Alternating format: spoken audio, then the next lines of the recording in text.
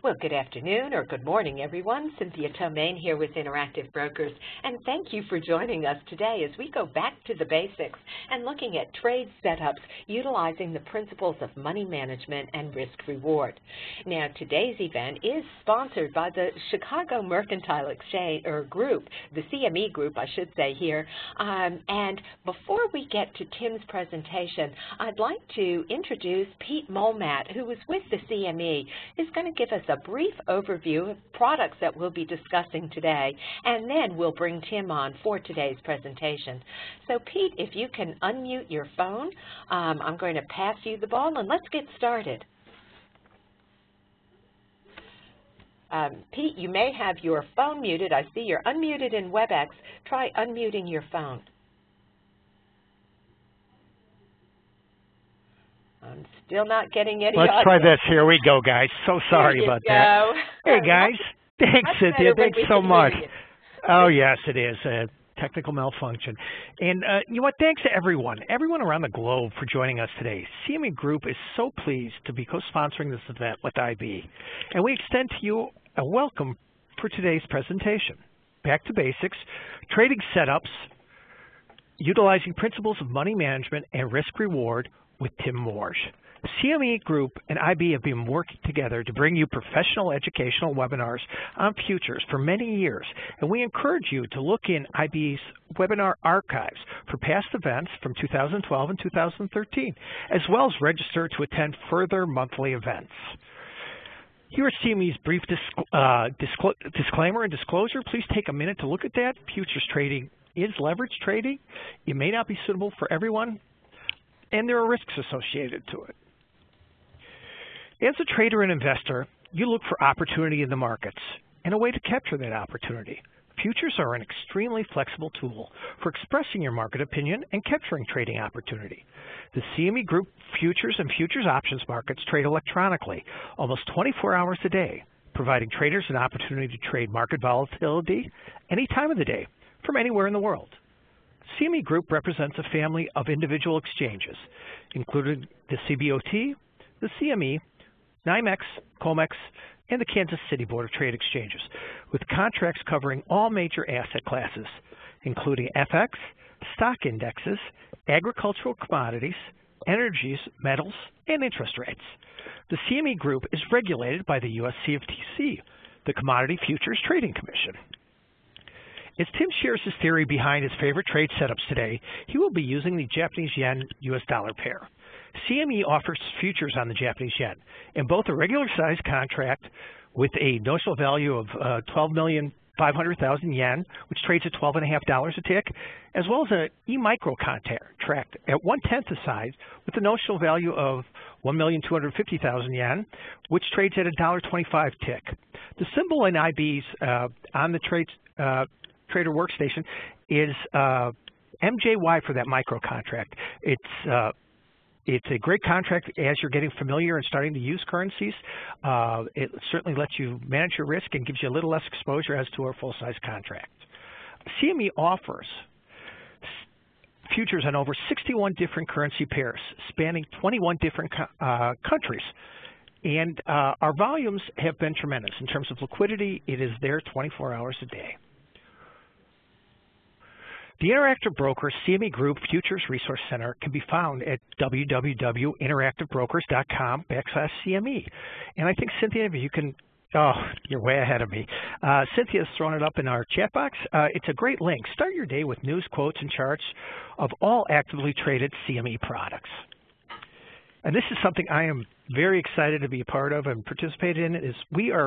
The CME is sponsoring, along with IB, the School of Futures. We are going to have 12 segments throughout the year talking about different parts of futures trading within the asset classes and also some of the larger concepts in terms of understanding the markets. And our first one is coming up January 23rd, and it's going to be an introduction to the markets.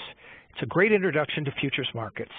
You'll become familiar with the jargon of future, who trades them, leverage and risks in trading, how the markets are organized, and much, much more. Please take a minute, click on the link, and register for this upcoming 2 weeks from today. This very interesting webinar we're going to do on the foundations of futures. Tim Morris has been a professional trader, author, educator, and mentor for more than 35 years. Besides trading his own capital, Tim is president of Blackthorn Capital, a private money management firm that works with several of the largest non-U.S. institutional portfolios. In the 80s and 90s, he managed and taught traders for institutions like Commodities Corp, J.P. Morgan, and Goldman Sachs. He remains one of the world's largest currency traders, routinely carrying positions of several billion U.S. dollars. Tim has taught hundreds of professional floor traders at the Board of Trade and at the Merck to become successful off-floor electronic traders. He is a regular lecturer at some of the most prestigious graduate schools of business and finance in the United States, including MIT, Stanford, and the University of Chicago. He currently generously donates his time teaching basic technical analysis to 4th and 5th grade accelerated students at 59 elementary schools around the United States. He is a regular featured speaker at the popular Traders Expos held around the world, writes a weekly column for MSN and MoneyShow.com, and gives educational webcasts for most of the exchanges around the world. He is the author of several highly regarded books, Trading with Median Lines and Mapping the Markets, featuring his own trading methods. His websites, www.medianline.com and www.marketgeometry.com, feature a great deal of free information regarding his trading methodology and are visited by thousands of traders from around the world on a regular basis. As always, thanks for making time in your schedule, and over to you, Tim. Thanks, Pete. Hi, Cynthia. Happy New Year to both of you. And somebody give my regards to Barbara. I haven't seen Barbara in a few clicks. First of all, this is me. I want to take time to say Happy New Year to all of you. I know a lot of you are regular attendees. Thank you very much. Let's just click through the stuff real quick. That's our logo. Thank you. Futures and risk. You've had lots of disclaimers already. You can go back and look at it. I want to say to all of you, this seminar is dedicated to the people that come to these lectures, that's you guys, trying to improve your skills. I'm honored that you take time out of your busy schedule to come hear my thoughts. And obviously some of you are coming in 2014, so I appreciate you and your continued support. This is a presentation in the style that I use when I lecture at MIT and Stanford, so please be patient while the materials unfold. At the universities, this might be a 3 or a 4-hour lecture. Cynthia has now turned off chat, so I don't have to worry about this part, but please do yourself a favor. Keep your comments related to this material and this seminar only. And most of you here are here to learn my methods. Just respect everybody and let the seminar unfold and everybody have a better learning experience. Please hold your questions until the presentation is over. I'll answer all the questions anybody has at the end. I'm known to stay until the point where Cynthia yells uncle and just says, geez, can we please just have lunch? So don't worry about it. Just relax and enjoy the seminar. So today, yeah, it's good to be back. Some of you know that I had a tough 3 weeks. I caught a virus. Here in Arizona, there's a lot of viruses going on right now. And even my doctor was sick for 3 weeks, but I'm doing fine. So today we're going to talk about, it's the beginning of the year, and I have had a record year. This is my second record year in a row. And so how do you get off the mat and start off fresh? And, when I was trying to decide what to do for this month, I thought, I'd go back to the basics and talk about the two things that I rely on the most when I trade. And if you can pick up the basics of these two things, it'll make a world of difference in your trading. There is no holy grail. I'm not saying these are your holy grail, but these are the things that I rely on. And I've been doing this a long time. I'm making a lot of money, manage money for really the 4 largest sovereign wealth funds in the world. And I use this in probably 90% of all my trades. So let's take a look. We're going to start out with theory. Don't get worried. There's not a lot of heavy math in it or anything. We're going to do the theory first, and then we'll move on into the practical. So, like everybody, let me get my little pointer here so Cynthia don't get mad at me. There we go. Like everyone, I begin the new year with no profits, no losses. Safe's empty. I have my opening account balance for the year. The slate's clean, ready for a new year of trading. The new year's always a good time to go back to basics, which is what we're going to do today. So let's assume that your account balance is $25,000. Not too large, not too small. It doesn't matter what it is. Let's just, for study's sake, just assume we're talking about a $25,000 account. Now, I was taught early on not to think in terms of dollars and cents. This is really important. If you can just pick up this, it'll help you. Instead of thinking in terms of money made or money lost, I was taught early on to think of all my accounts, all my dollars, everything in terms of units. There is no such thing as dollars. Just get it out of your head. See, then when you're paying your bills or when you got a house payment coming up or you're going to buy a new house, you're going to buy a car, it has nothing to do with trading, because trading is about units. If you can take the emotion of money out of the equation, it's much easier to think and act rationally when you trade. So over the years, I've measured my account balances, my risk and my profits and losses as risk units. That's what they called it at JP Morgan, Goldman Sachs. Numbers of stops rolled forward. That's what I used to teach in market geometry. And then I had a breakthrough with a student, Dr. Gary Fujinami, who's kind of under the weather this week. Hopefully he's feeling better.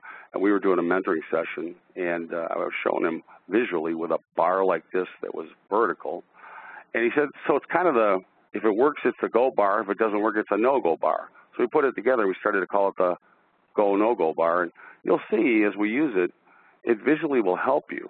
So I make mine look like this in various colors, and I place them vertically on a chart to visually represent, because we're all visual, what I can afford above or below my entry for an initial stop loss. Now, since I always want to hide my stops above or below major market structure, once I drag over my standard go, no-go, I can just visually tell right away if I can afford to place a stop where I want that's hidden behind structure, above or below. So it's a visual way to, you don't even have to do the math. You just drag the little bar over. So this is a visual representation of the maximum risk I'm going to take per trade. I use a technique called equivalent risk so that the maximum risk I take on any one trade is always equal. So for example, maybe my maximum risk is on a $25,000 account. On any trade, it might be $250. And this bar would equal in pips $250, or in ticks $250. So if your account begins with $25,000 and you risk 1% each time you trade, inside of this safe, you got 1,000 of these sitting there that you can use. Think of it this way. If you use 1,001, you're gone. So we cut it into a large amount because we don't ever want to get anywhere close to the kind of drawdown that's going to endanger our account. Because once our account is in danger, we're done trading. And we all love trading too much for that. So each time you trade, you risk a maximum of one of these. And we're going to label these go, no goes, and they visually represent your maximum stop loss size. When you trade and make a profit, you're going to make more of these. So if you made 3 times your stops, you got 1, 2, 3 that you're going to be able to put in here. Now instead of having 1,000, you have 1,003. Note that I'm no longer thinking or talking in terms of dollars. Instead, I'm thinking and talking in terms of one stop as represented by my go, no go. So if I made 3 times my stop, even the profits are not money, they're turned into go, no goes. Now when I lose one, I take a loss, I don't think about money. There's no pressure about it. I'm just losing one of my go, no goes. Okay, it's a vaporous thing. Doesn't impact my mortgage, doesn't impact my ability to buy groceries this week. I don't think about it that way. Instead, I think about, you know what?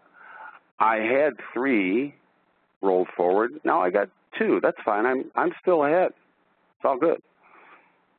Again, I'm no longer thinking or talking in terms of dollars. Instead, I'm thinking and talking in terms of one stop as represented by go, no go. So first thing at Commodities Corporation, they drilled into you. You can't think in terms of dollars. You have to think in terms of units. Boy, especially when you're managing money, because the amount of money that you're managing every day goes up and down by who's depositing money and taking out money. So you actually get spit out of it. You tell them what your unit size is, and then every day they give you a sheet that says, okay, today your unit size is X, 152. Tomorrow it might be 183. And pretty soon you don't even think, there's no such thing as dollars. And it's a good thing. So now we're going to look at something, and this is actually now a division of science, mostly economics. Risk opportunity analysis. Now don't get nervous. We're not going to do any math. We're just going to page through some things and make sure we understand some basic principles. A lot of people would say they come from gaming or gambling. That's fine. That analysis, a lot of people call it. But it's really called risk opportunity analysis because it even has to do with how we make decisions about how we buy groceries or toilet paper. Do I buy one roll or do I buy 3, get 2 free? What's the right opportunity? And you'd be shocked how many people that are well educated make the wrong choices. So you need to learn how to do risk opportunity analysis correctly.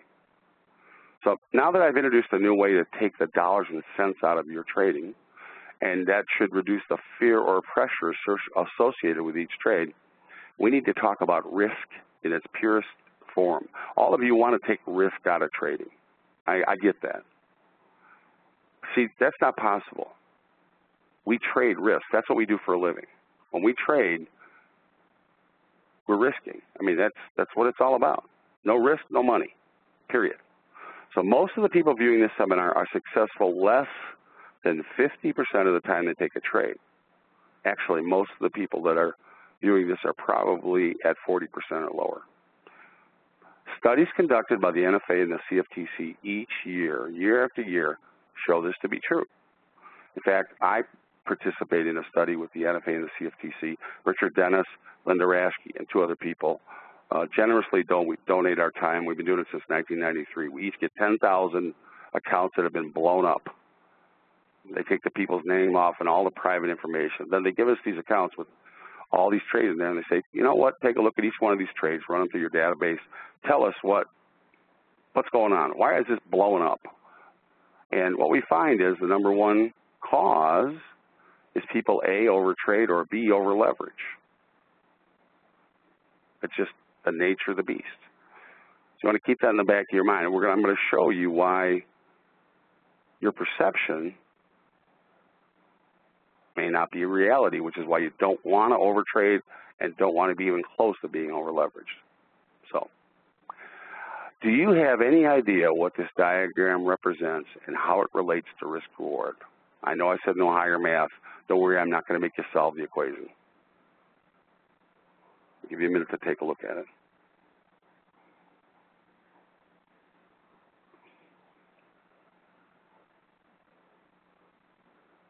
Does this give you a better idea what the prior diagram described?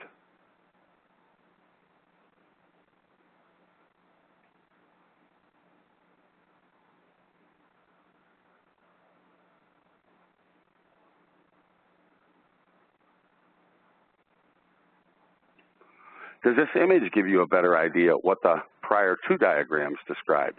Are you starting to understand what we're talking about now?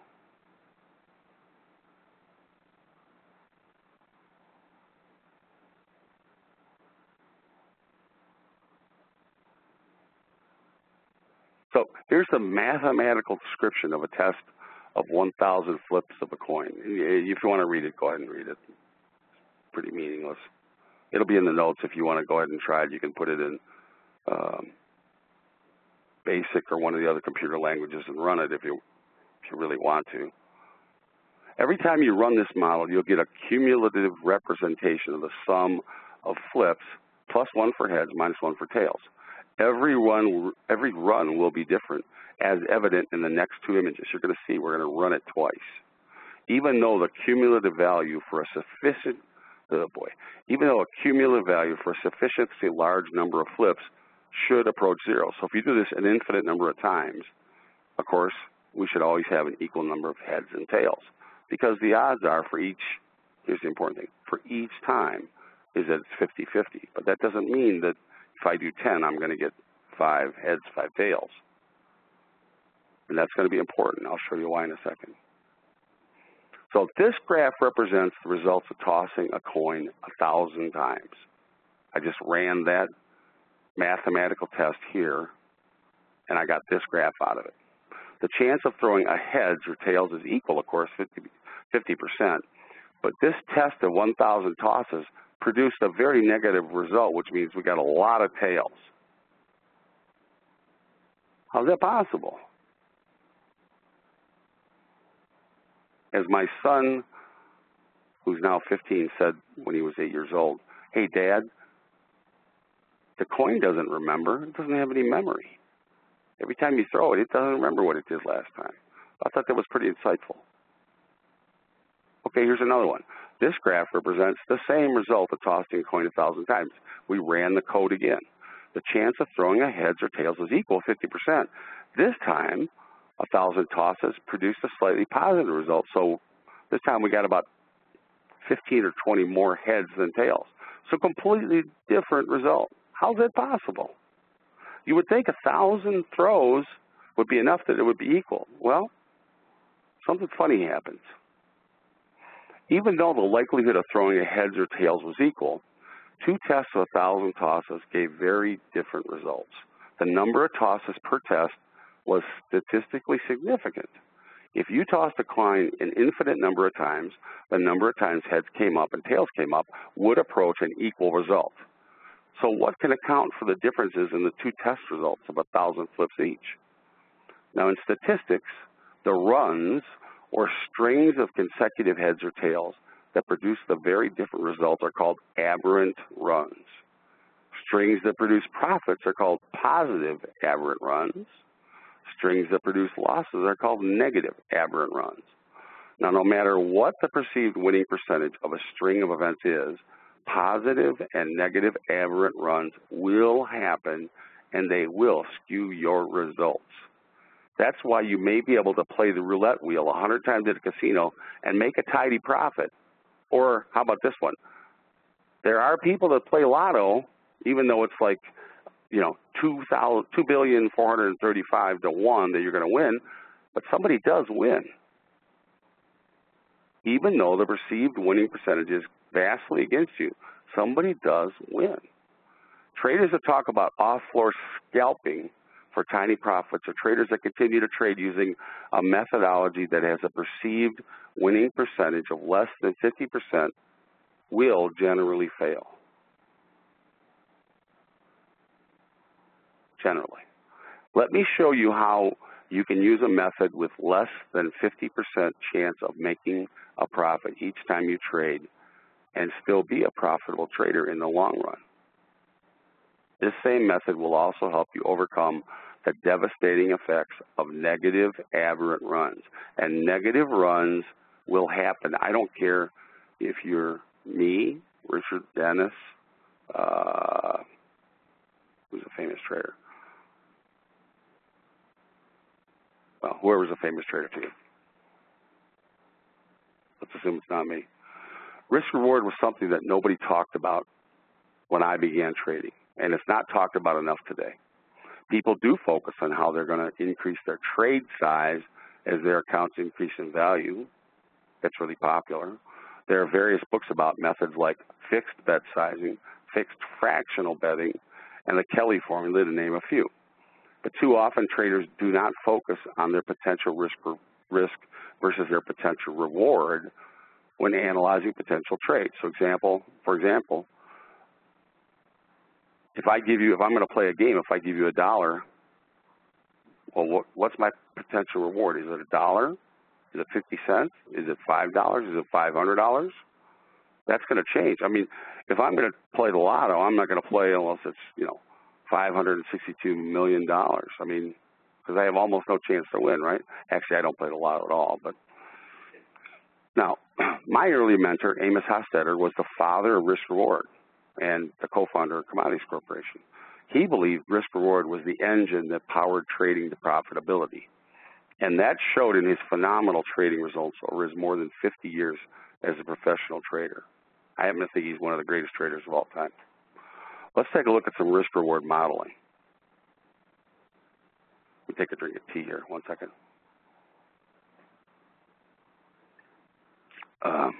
If you do not know the probable outcome of a particular trading method, when you decide whether to take a trade or how much money to risk on a trade, it's called, this is actually a field of study, and actually one of the hotbeds of this is the University of Chicago. It's called hunch-centric betting. And although hunch-centric betting is certainly popular and likely accounts for an enormous proportion of actual real-world betting, including real-world decision-making on, you know, you all got this on, you know, Black Friday and Internet Monday or whatever the heck it was called, and then around Christmas, buy one, get one free, up to 80% off if you do X. You have to do hunch-centric betting. You have to decide whether or not it makes sense. Most people let their emotions do it. The trader must constantly generate hunches and interpret them into bets. And these bets, if you're using hunch-centric betting, they're likely to rely as much on moods and feelings as on science, which is a bad thing. What if you're in a bad mood? What if your feelings are all messed up? You're not going to have very good results. A similar problem is the amount risked relative to the potential amount a trader may or can win. Most traders are also hunch-centric when it comes to this line of thought. If they like the way a trade lines up, they're generally willing to risk more to maybe get less. They go, hey, everything looks cool. Yeah, you know what? I'm going to bet more. Many traders look at a potential trade and will risk more than their potential reward because their analysis of the trade setup tells them that it's a quote-unquote sure thing. Now, the truth is, most traders do not think about what they're risking versus their realistic potential profit if they're right in their analysis or if their hunch is correct. If someone comes up to you and asks you to play a game of chance that you had no idea what the game was and what the odds were, would you agree to risk $5 for an opportunity to make $1? Does that make any sense at all? Yet traders do this all the time, and actually with worse odds. Let's look at the results of 20 trades made using various risk-reward levels. Now, I'm going to use the risk outcome calculator that we gave away with our advanced risk management seminar from last year. This is one set of results. Results will vary. Each time you run this test, it runs 15 million iterations and then spits it out, the average. Okay, so every time I change the numbers, it's one of the outcomes. But if you ran it again, you get a different outcome. Okay, so let's take a look at some different possibilities. For these 20 trades, this is what the screen looks like. It's got 3 parts. Risk of ruin, which tells you if you go with these outcomes, what's the likelihood of blowing up your account?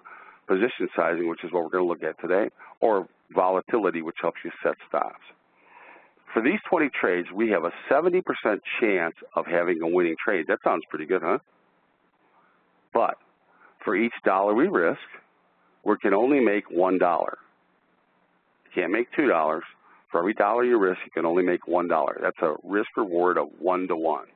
So if we run this using a Monte Carlo simulation, it's called, runs it 15 million times, and spits out the numbers. With a 70% winning percentage, this test of 20 trades gave us a losing month. 70% winning percentage, 20 trades gave us a losing month. Even with that high a winning rate, we experienced 4 losing trades in a row. So 70% sounds pretty good, but at 1 to 1, it doesn't mean very much. And there's a lot of traders that trade at less than 1 to 1 and think they're capable of, in the long run, making it work. Well, good luck with that. For these 20 trades here, we have a 50% chance of having a winning trade. But for each dollar we risk, we can only make $1, so 1 to 1. But now we're at 51. Now we're at 50% chance of winning. And remember, most of you, if not all of you, are under 50%. Most fund managers are at 50% or lower. There are very few people that are in the 50s, and almost nobody's in the 60s. Anybody that tells you that their annual winning percentage is 70, 80%, do yourself a favor, walk away. It's just not true. Now, at 50%, for each dollar we risk, we're only going to be able to make $1. Let's see how this goes. With a 50% winning percentage, this test of 20 trades gave us a losing month. With an equal winning rate, so 50%, we had a negative run of 5 losing trades in a row. Not much fun. They're only making 20 trades. 5 in a row, we're losers. And you can see it's pretty red here, folks. You know, we talked earlier about stops rolling forward or units. We lost 10 units, 10 go-no-goes this month. Not good. So if we're under 50%, our winning rate, and like I said, most of you are, most of the trading world is, how do we make money? Because we don't want to blow up. We want to stay in the game. This is where Amos's work came in. For these 20 trades, we're now going to have a same 50% chance of having a winning trade like we did before. But for each dollar we risk, we can now make up to $3. For each dollar we risk, we can now make $3. That gives us a risk reward of 3 to 1. That's a positive outcome, okay? Note that with a 50% winning percentage, this test of 20 trades gave us a nice profitable month. Look at, we rolled forward 13 stops for 13 go-no-go bars. We put those in our little safe. So on a $25,000 account, we made $3,440 and change. A very nice month. And with an equal winning rate, 50-50, we had 3 losing trades in a row. Okay, so even though we're 3 to 1, we still had 3 losers in a row. Not bad, but you know, you have to expect that you're going to have positive and negative runs. Look, we also look at our positive runs. Here we had 1, 2, 3, 4, 5 positive runs. Now let's increase it and see what happens. We're going to make a 70% chance. We have a 70% chance of having a winning trade. But for each dollar we risk, we can now make $3. So again, we have 3 to 1. And 3 to 1, by the way, is not that hard to find. At Market Geometry, in the midday sessions, in our breakfast with the master, evening with the master, in mentoring, basically we preach, you know, if you don't have 3 to 1 risk reward, you don't take the trade, period. Plan your trades. And this is one of the filters you need. So if you're at 70% chance of having a winning trade, and for each dollar you risk, you can now make $3. Let's take a look. 70% winning chance, 20 trades. This is a very profitable month. We move forward 36 stops or 36 go-no-goes into the safe. On a $25,000 account, we made $9,000. And we only had 2 losing trades in a row. And look at the winners. You can tell it's mostly black. I think for this one we had 2 winners and 2 losers, a winner, then 1 loser, and the rest were all winners. But this isn't unusual. You're not going to have 70% each month. Don't delude yourself. Don't let anybody tell you that that's likely to happen over and over and over. All right. So let's look at lower percentage winning months, yet a 3 to 1 risk reward. For these 20 trades, we have a 40% chance. Most of you are capable of being around 40%. For each dollar we risk, we can now make $3. So its risk reward is 3 to 1. Let's take a look. With a 40% winning percentage, this test of 20 trades gave us a winning month. we experienced 4 losing trades in a row, which is not bad. We only have a 40% winning chance, but take a look. 40%, we $25,000 account, we made $1,800.67, and we rolled forward 7 stops or 7 go-no-goes. Pretty good. Well, let's make it even worse. Let's say that you can only trade at 30%. Think it's possible to make money if you can only have 3 winners for every 10 times you trade? I'll tell you what, at 1-to-1, you don't have a chance. Let's take a look. For these 20 trades, we have a 30% chance of having a winning trade. But for each dollar we risk, we can now make $3, so we're at 3-to-1 still. Let's see what happens. With a 30% winning percentage, this test at 20 trades still gave us a winning month. But with a 30% winning rate, we experienced 6 losing. Now here's the bad news. We had 6 losers in a row. And you can see it's pretty negative looking. But we still made money. So it's a bumpy ride, but because each time we lost, when we had a winner, we made 3 times as much money, we can make money. I wouldn't like to operate at 30% winners. It wouldn't be much fun, but you can do it and you can make money.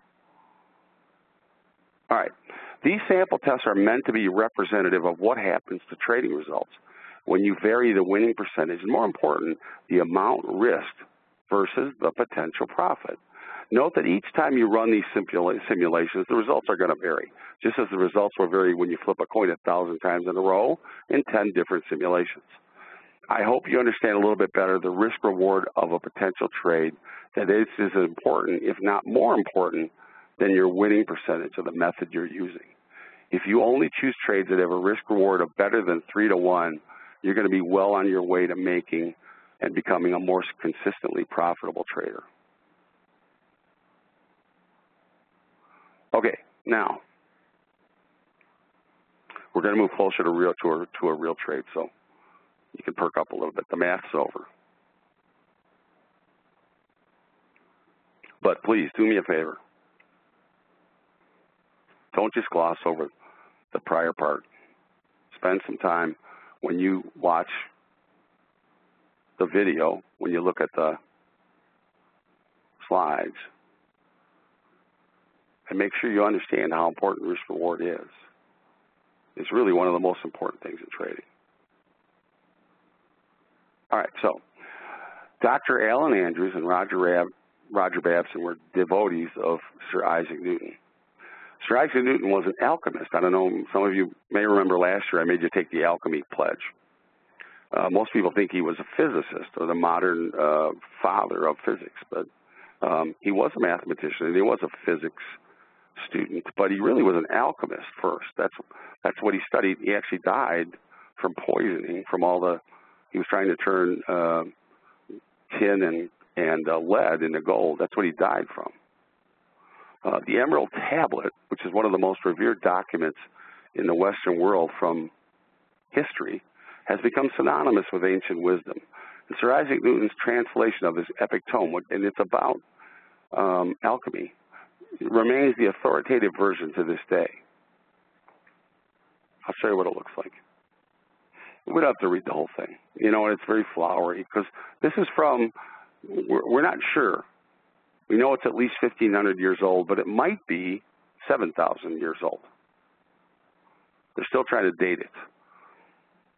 This is Newton's translation. And the most important part is actually the second line right here. That which is below is like that which is above, and that which is above is like that which is below. And if that sounds vaguely familiar to you, again, when you get the slide, if you want to read the rest, you can go back and read the rest. It's this. That which is below is like that which is above, and that which is above is like that which is below, was later transformed by Newton in his working papers as above, so below. And many scholars that, you know, their life is devoted to Sir Isaac Newton believe that it's the basis for his 3 laws of motion, as above, so below.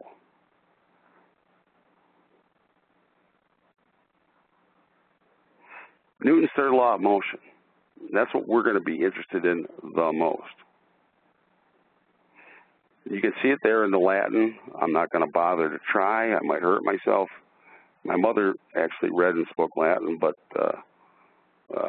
I've seen a few movies where people said it, and that's about it. But Sir Mott, in 1729, translated the Latin into, to every action, there's always an equal and opposite reaction, or the forces of two bodies on each other are always equal and are directed in opposite directions. That's Newton's third law of motion. And you should feel a little bit of as above, so below in here. How does Newton's third law of motion relate to median lines? Median lines they're my basic drawing tool. The common translation for Newton's third law is for every action there's an equal and opposite reaction. Let's see how that ties in. So this is a classic demonstration of for every action there's an equal reaction. I'm sure a lot of you have seen this. This was Scientific American in the early 1900s. You know, you pull the one ball back, you let it go, and it click, clack, click, clack, click, clack, click, clack. And if there wasn't a pull of gravity, and if there wasn't friction, this would go on effortlessly, endlessly. Opposite and equal reactions. In 1924, Dr. Alan Andrews took a handful of graduate students from MIT's math department and began 4 years of hands-on experiments dealing directly with Sir Isaac Newton's ideas and the movements of the stock market. Alan Andrews' father owned a firm called Frank Andrews & Son. It was a brokerage firm, but he wanted to be a physicist. We know from our documents of the time, the group experimented with strings stretched from one pin to another on boards. They plucked the string. The strings were then plucked, and the string's length of movements in the opposite direction was carefully recorded over and over again. They locked them in a room for 4 years to do this kind of stuff.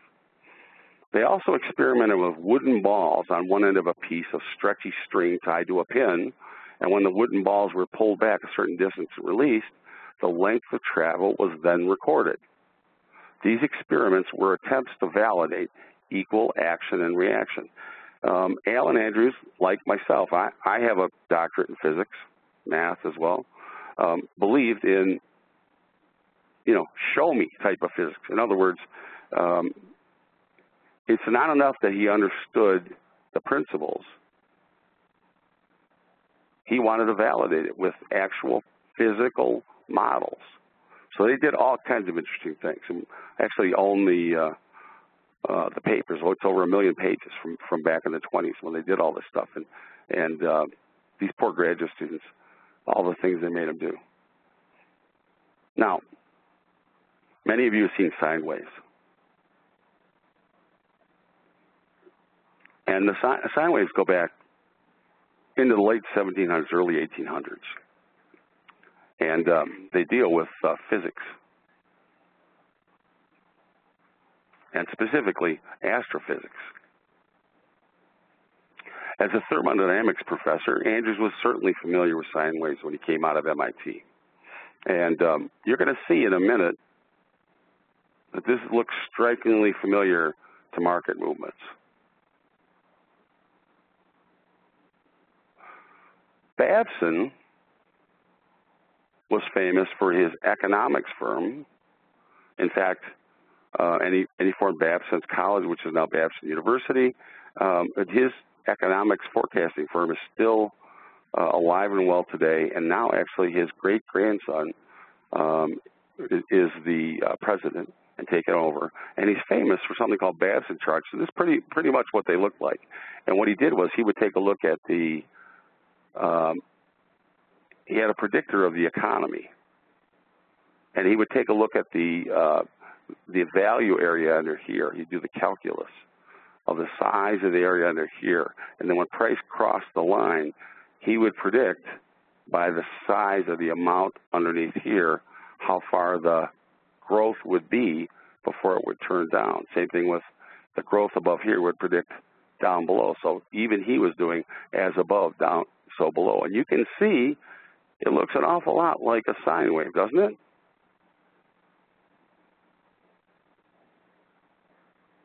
So it's quite easy to see the relationship between Basson charts and sine waves. This is a mathematical representation of a sine wave. You don't have to do any of this work. Don't worry about it. Don't think about it.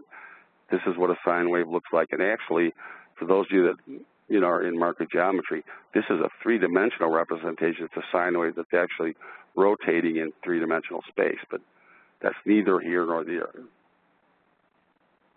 If you ever wondered what it looked like, that's what it looks like. All right. Now, there's also the method of least squares grew out of the fields of astronomy in the early 1800s. You guys have seen these now in charting programs. The linear fit that matches the pattern of a set of paired data closely is called the least squares linear regression line. If you look closely at the slope line above, it's a curve fit center line. Andrews would take reaction lines and produce median lines from their concepts in the 1940s as a mathematically sound method to project the probable path of price forward in price and time. So we're getting closer and closer to what median lines are. This would be the center line in an action-reaction line. So in an action-reaction line, we'd find the center line, then we find the outlier or the edge, and that would be the action, and we flip it over and do the other side. That would give us the reaction, which would give us a probable path. But it's not quite as easy to do as median lines. So from theory to practice, linear regression lines, sine waves, alchemy, and physics give us median lines. Let's see how that happens. Let's start out with a basic sine wave function plotted with an upward slope. You remember this image. Now here's a basic median line. It's got alternating pivots. It always has alternating pivots, a low, a high, and a low. And we also always want to know where is the middle of this second and third pivot. It's called the bisect of the BC. And we're going to connect the first pivot to the center of the second and third pivots. That's what gives us the slope of the median line. Then we just connect them to the B pivot and the C pivot. That's what gives us our median line. You don't have to worry about that these days because charting packages now do it automatically. How is it related to median lines? Or excuse me, sine waves and linear regressions? Well, here's a sine wave function on a median line. And you can see that's what price looks like when it's a good median line. It fluctuates from one edge to the other, and the median line's job is to show you where price is likely to run out of energy and when it's back in balance, which is at the center.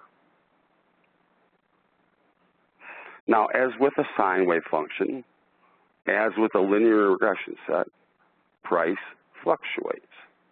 It's our job to use our tools to project the probable path of these fluctuations and take advantage of them. That's what we do as traders. Now, we're going to take a look at my favorite way to use median lines to take advantage of the fluctuation of price. Here's an image of basic price action on a currency future, yen.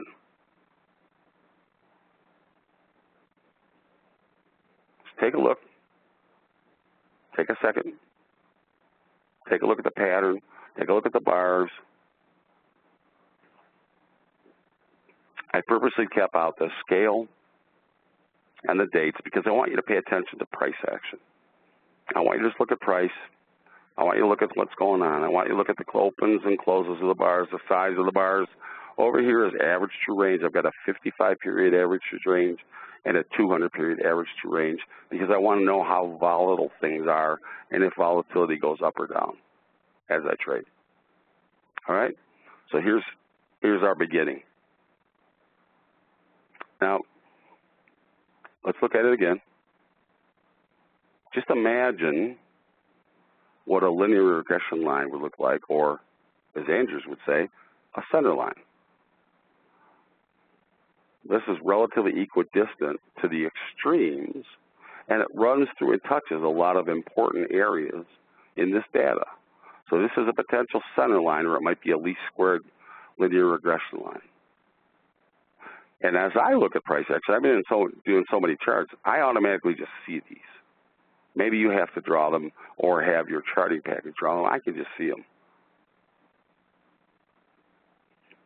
All right, so now I'm going to take this same price action. Now let me annotate it and show you the very important pieces of market structure that I see and that I think about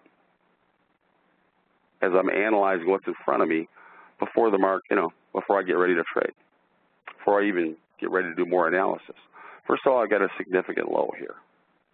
Price is coming down, it clumped. You can see all the closes at the same area. Left one significant low, then it started to break highs.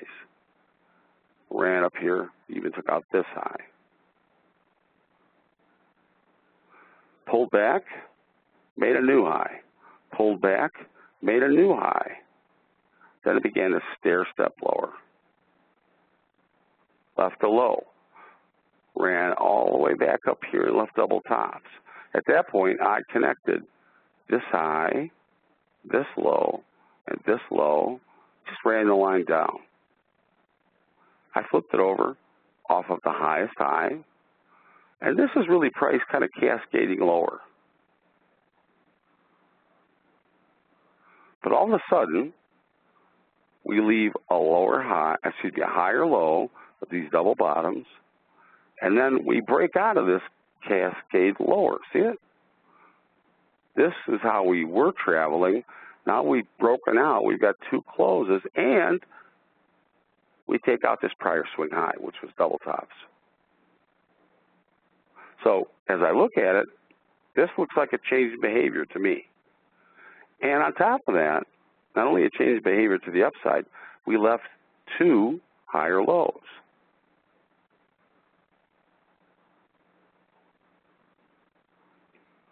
I can already see the median line for this price action. Can you see it? Take a moment and just take a look. I helped you a little bit by putting the pivots. See if you can visualize it.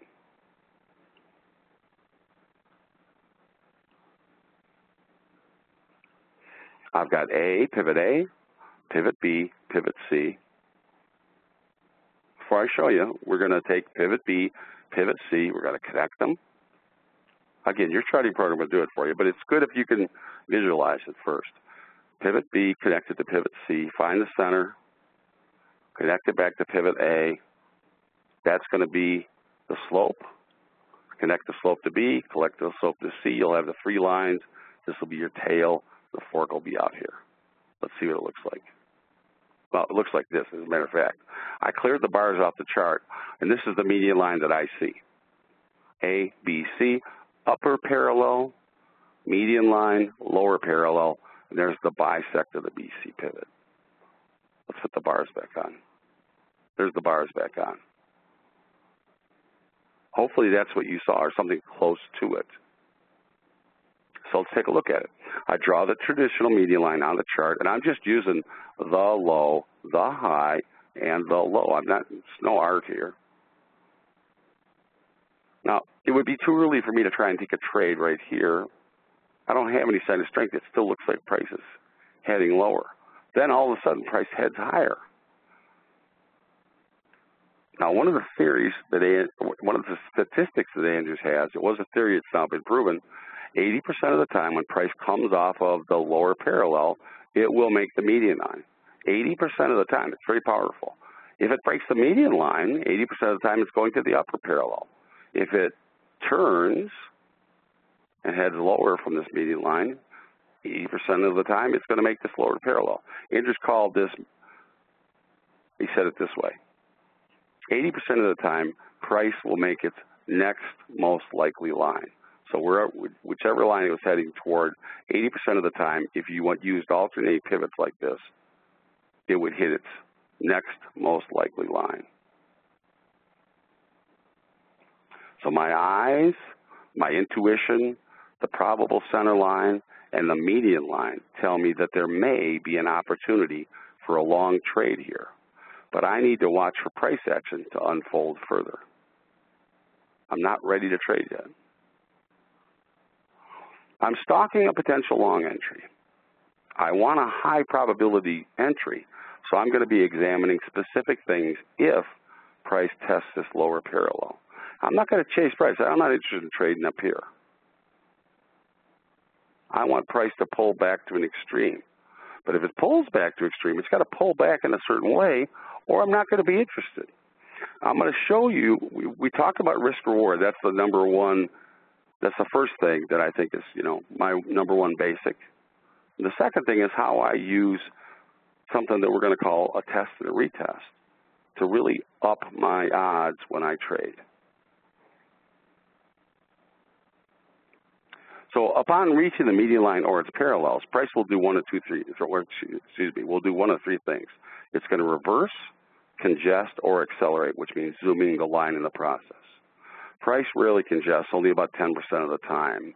But by using a test and retest strategy, acceleration can be ruled out about 80% of the time. But take a look here. Price is pulling back. If I simply put in a limit buy order to buy at the lower parallel without waiting for price to test it, I risk price zooming through it as it's going on now. And if price breaks through the swing low here, stop sell orders are going to be executed, and it's going to push price further and further against me. I'd rather employ a higher probability entry technique, the test and retest entry, something that I put together, which helps rule out these zooms. So price tests the lower parallel. This is real now. Price tests the lower parallel. Since price closed 11 ticks higher than the test, this test has good separation. I like it to have at least 5 to 7 ticks above the test. So it closed at 11, it meets my criteria. By waiting for a test with good separation, I increase the likelihood that price will either congest or reverse at the lower parallel instead of plunging lower. I don't want it to plunge lower. If it congests, it'll either then turn higher or I can work my way out of the position. But I don't like getting in and then just being stopped out at the next bar. And I'd like to limit that as much as possible. So with this bar, I like the separation on the test of the lower parallel. I want to try and buy a retest of the lower parallel. I need a proper stop loss order. I want my stop loss order to be at least 5 to 7 ticks below major structure. Major structure is right here. The average true range over here tells me I need to use at least a 25 tick stop. Okay, look at the average true range. It's at 20.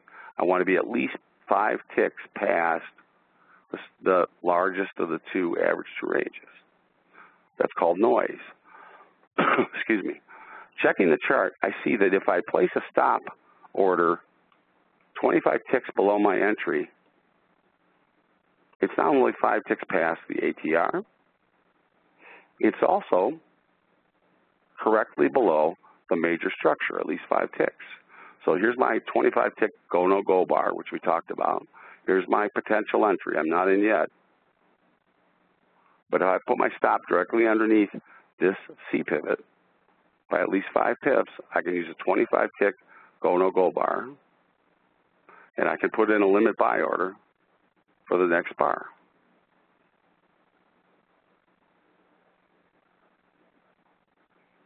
But before I can enter orders, I have to have a profit target.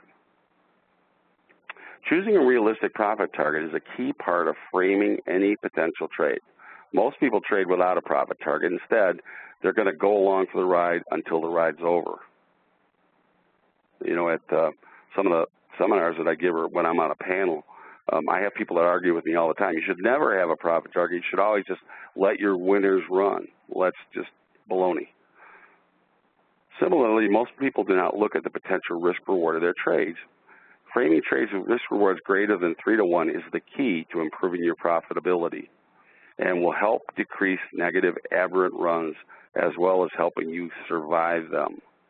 So if you only take trades of 3 to 1 or better, you are going to be so far ahead of the pack.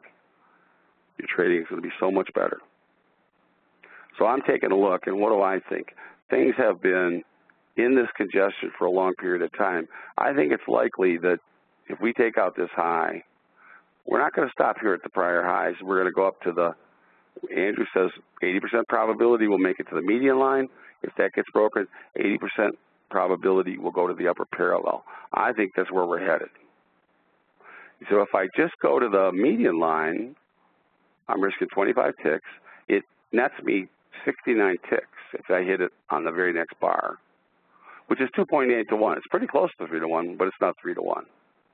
If it takes 5 or 6 bars, it'll probably be at 3 to 1. If I wait for a test of the upper parallel, on the very next bar, it's 127 ticks, which is a risk reward of 5 to 1. So this certainly meets my criteria. So I'm going to try and get long at this next bar. I'm going to use a 25 tick stop. That's my go, no go bar. And if I get filled, my profit target is going to be up here at the upper parallel. So here we go. Price retests the lower parallel, and it fills my limit buy order. 3 bars later, price zooms the median line right here and the prior swing high. Now, price should come back and retest this median line. In fact, Andrew says with 80% probability, if it zooms the median line or one of the other lines, it's going to come back and retest. Perhaps if it does, it'll leave market structure, and I'll be able to hide a profit stop underneath this congestion area. My profit target remains the upper parallel. Now remember, I'm long against upsloping lines, which means I have to keep moving my profit target higher. And as time goes on, I'm going to make more money. Okay? Price finally retests the median line after forming a sloped coil. If you turn your head to the left right now, please do so. You'll see the simple support formed by this coil right at the median line. It's a sloping median line. Turn it to the left, you'll see that this is just a coil or a range. Just happens to have a slope. If price can stay above the median line, it will eventually work its way above the top of the coil and head towards the profit target at the upper parallel. And remember, we talked about this. Time is on my side here. The longer it takes, as long as I don't get stopped out, the more money I'm actually going to make, because I'm going to keep moving my profit target up this line, which is positively sloped as time goes on, as we go to the right.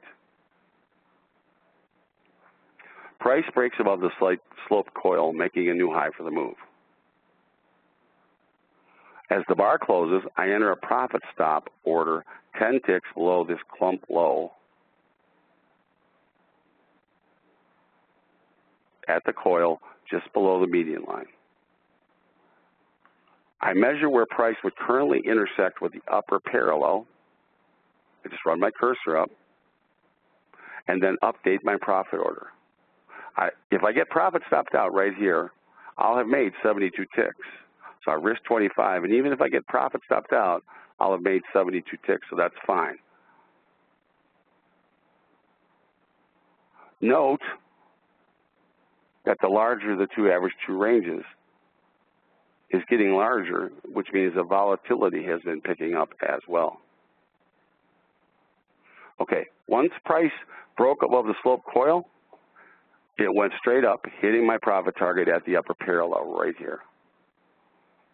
The initial stop loss was 25 ticks, and the final profit was 192 ticks, which is a realized risk reward of 7.68 to 1. Pretty good. I wanted to show this trade to highlight what I consider to be my favorite and most often used techniques. 1, waiting for a high probability setup. That's a test and retest entry. 2, using a standardized equal maximum risk on each trade. That's go, no goes. In other words, I'm always going to risk, for example, in this example, for a $25,000 account, each time I trade, I'm going to risk $250. 3, divide your capital into non-monetary units and roll these units forward and think about them that way. Don't think about dollars and cents. Think about stops rolled forward. Think about go, no goes. Think about units, but don't think about dollars and cents. And of course, 4, the absolute importance of keeping the ratio of the money you risk to the money you expect to make from your profits as high as possible. That's called the risk-reward ratio. Now, so this is a very good example of my bread and butter day in and day out trading technique. I'd say 90% of the time I use all these techniques in the trades that I do. It's much easier to trade when you think in terms of standard units rather than money. And I find the higher probability test and retest entry my favorite. Even if I'm trading against, let's say, a trend line, I'll use a test and retest. It doesn't have to be a median line or action-reaction lines. I'll use a test retest. I find that the test retest gives me a higher probability, and it keeps the risk-reward ratio as high as possible, and certainly over 3 to 1. If I keep my risk-reward ratio over 3 to 1, it's going to improve your rating. If I take out my last 2 years, which are triple-digit years out of my statistics because they skew them, and I just use up until 2 years ago, so the prior 40 years of trading, my actual risk-reward ratio is over 3.6 to 1. That's one reason why I'm such a good trader, is I don't take trades under 3 to 1. That will greatly improve your trading. If you just think about this and use it as a filter for trades, it'll filter out so many bad trades. And that, as they say, is the presentation. I showed you what I use 90% of the time, and hopefully, if you do a little bit of studying, you'll pick up some techniques here that will help you for 2014. Cynthia? Tim, I am right here. I am right here, and what I've just done is enabled the chat panel again for everyone. I could almost feel everyone chomping at the bit with questions. So if you do have questions for Tim, everyone, now's a great time to enter them into the chat panel. Please, though, take a look. Notice the send to box. If you would, use the drop-down arrow, and you can send your questions to all participants. That way, we'll all be able to read and benefit from the questions that you do have. Okay, there's also a few questions that have come in previously, Tim, that I did want to, as people are writing their questions, I wanted to get you started. A couple of questions had come in earlier about that risk-reward calculator that you had shown early on in the session. Is that available? It's available if you take the course or get the DVD. It's complicated enough. You would need instruction with it anyway. But yeah, we have it on the website. Okay, excellent. Well, we can. I'm not. You know what, Cynthia? Yeah, and that's an awkward moment. Let me explain. Cynthia and I'm sure it's the same with everybody that works with Cynthia. But Cynthia and I go back. I don't want to date you, darling, but 2005. And one thing that we agreed right at the beginning is I'm never here to sell anything. I don't try and sell books. I don't try and sell seminars, memberships, nothing. I'm here to help educate traders just like you are, and that's why I like you the best is you're not here to sell IB. You're here to help people learn how to trade better. So, you know, if there was a pregnant pause, it was because I don't want to advertise anything that we're selling. It's not the point. Okay, well, what I will do then is just simply say, if you're interested, check out Tim's websites here, and you can look a little bit further through. Okay, looks like I'm getting the questions are coming into me. I'm not seeing them go into the... Yeah, no, I'm getting them. Oh, you are getting them. I also have a favor to ask those who are sending it to all attendees. Presenters can't see that, so if you did happen to send your message to all attendees, if you would either select all panelists or all participants. That way, we'll be able to see those questions and respond. So I'm going to be quiet now, Tim, because I know a lot are coming in. So go ahead and see what you can handle. I was hoping that you were going to talk for 10 minutes and I could be quiet, but okay. All right, here we go. Couple things. All right, so those were 20-minute bars on the yen, and they were yen futures. And like I said, I purposely didn't put the date down. I don't want you to focus on that. I don't want you to go back and try and recreate it. Instead, I want you to take a look at the techniques, and I want to keep them abstract. And I purposely did that. You know, last time I had somebody ask me, you know, my data doesn't line up perfectly with yours, or what feed are you using? That's not what's important here. What's important are the techniques. Or the methodology we're using. Armand's asked about the ORE method. The ORE method is actually, I hate to say this, it's baloney. There's a gentleman that tries to sell Dr. Andrews' original course that we give away for free once we started giving it away for free, tries to sell it for $5,000. He comes up on a regular basis with different things, and this is about as far as I'm going to go with it. And he's trying to sell the ORE method now for $3,200 that he says is a Roger Babs. I think it's all crap.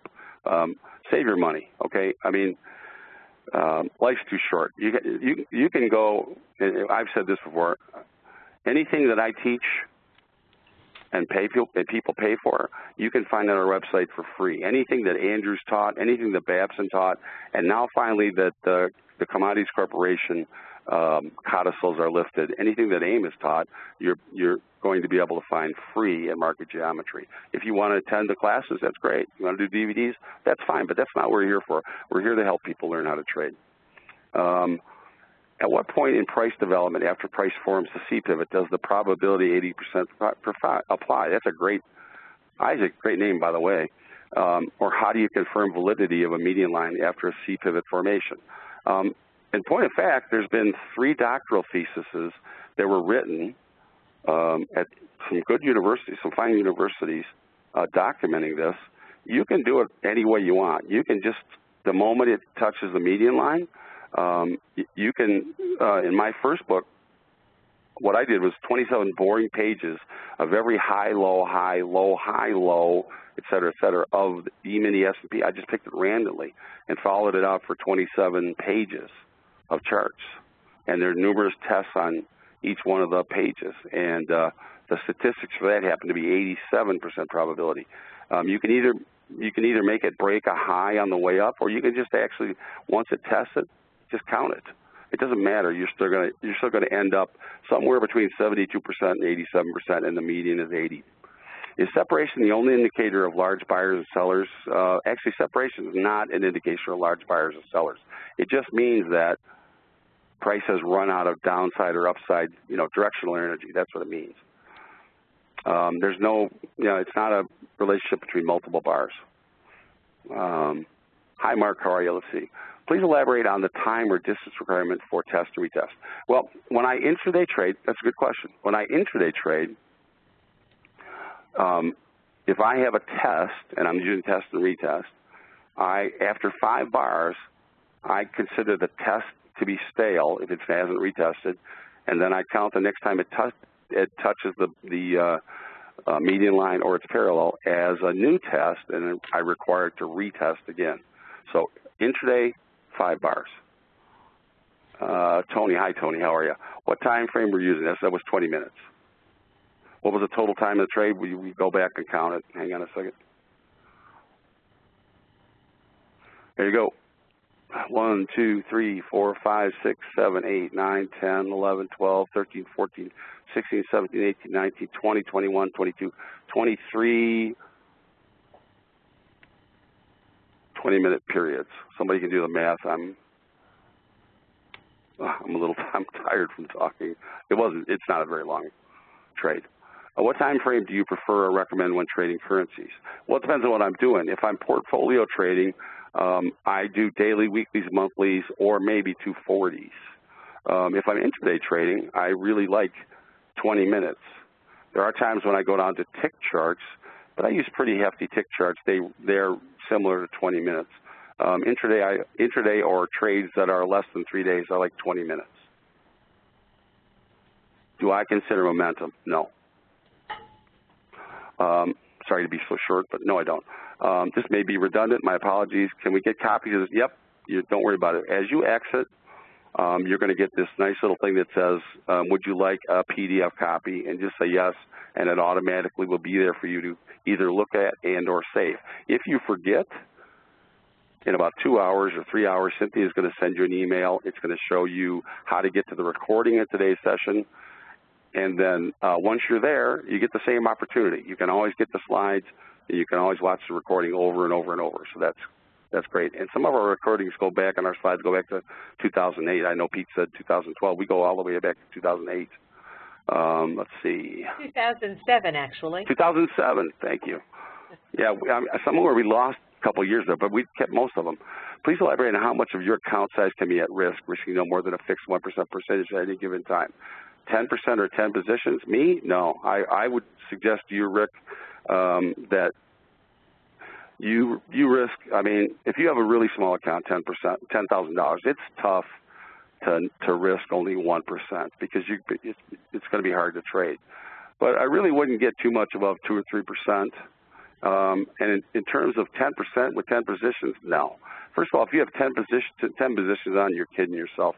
You're not going to be able to focus. I would suggest really that you limit yourself to about 3 positions, unless you're a professional portfolio trader. And I really like the number. I'll tell you what works really well for me on intraday trading or on smaller accounts. I really like 1.6%. Something around there is just fine. I know my partner uses something similar. He's 2-ish or under 2%. Ahmad, I didn't see your question, so please repeat it, and then I'll comment. What are the indicators in price of large buyers and sellers? Well, it's simply price action, looking at the bars. We didn't show it today, but if you go back and look at last month's, just go back and register. You know, I don't know if you guys know this. Cynthia will show you in about 15 or 20 minutes when we're further on the questions. She's going to show you the educational page, and she'll show you how to go back and register and look at prior events, okay? And if you go back to last month's events, we did a wash and rinse.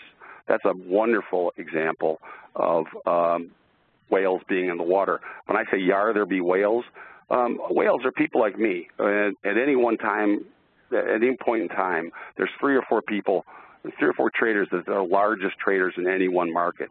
Those are the whales. Those are the people that'll run your stops. Those are the people that'll, you know, that have enough to do that they end up causing support or resistance.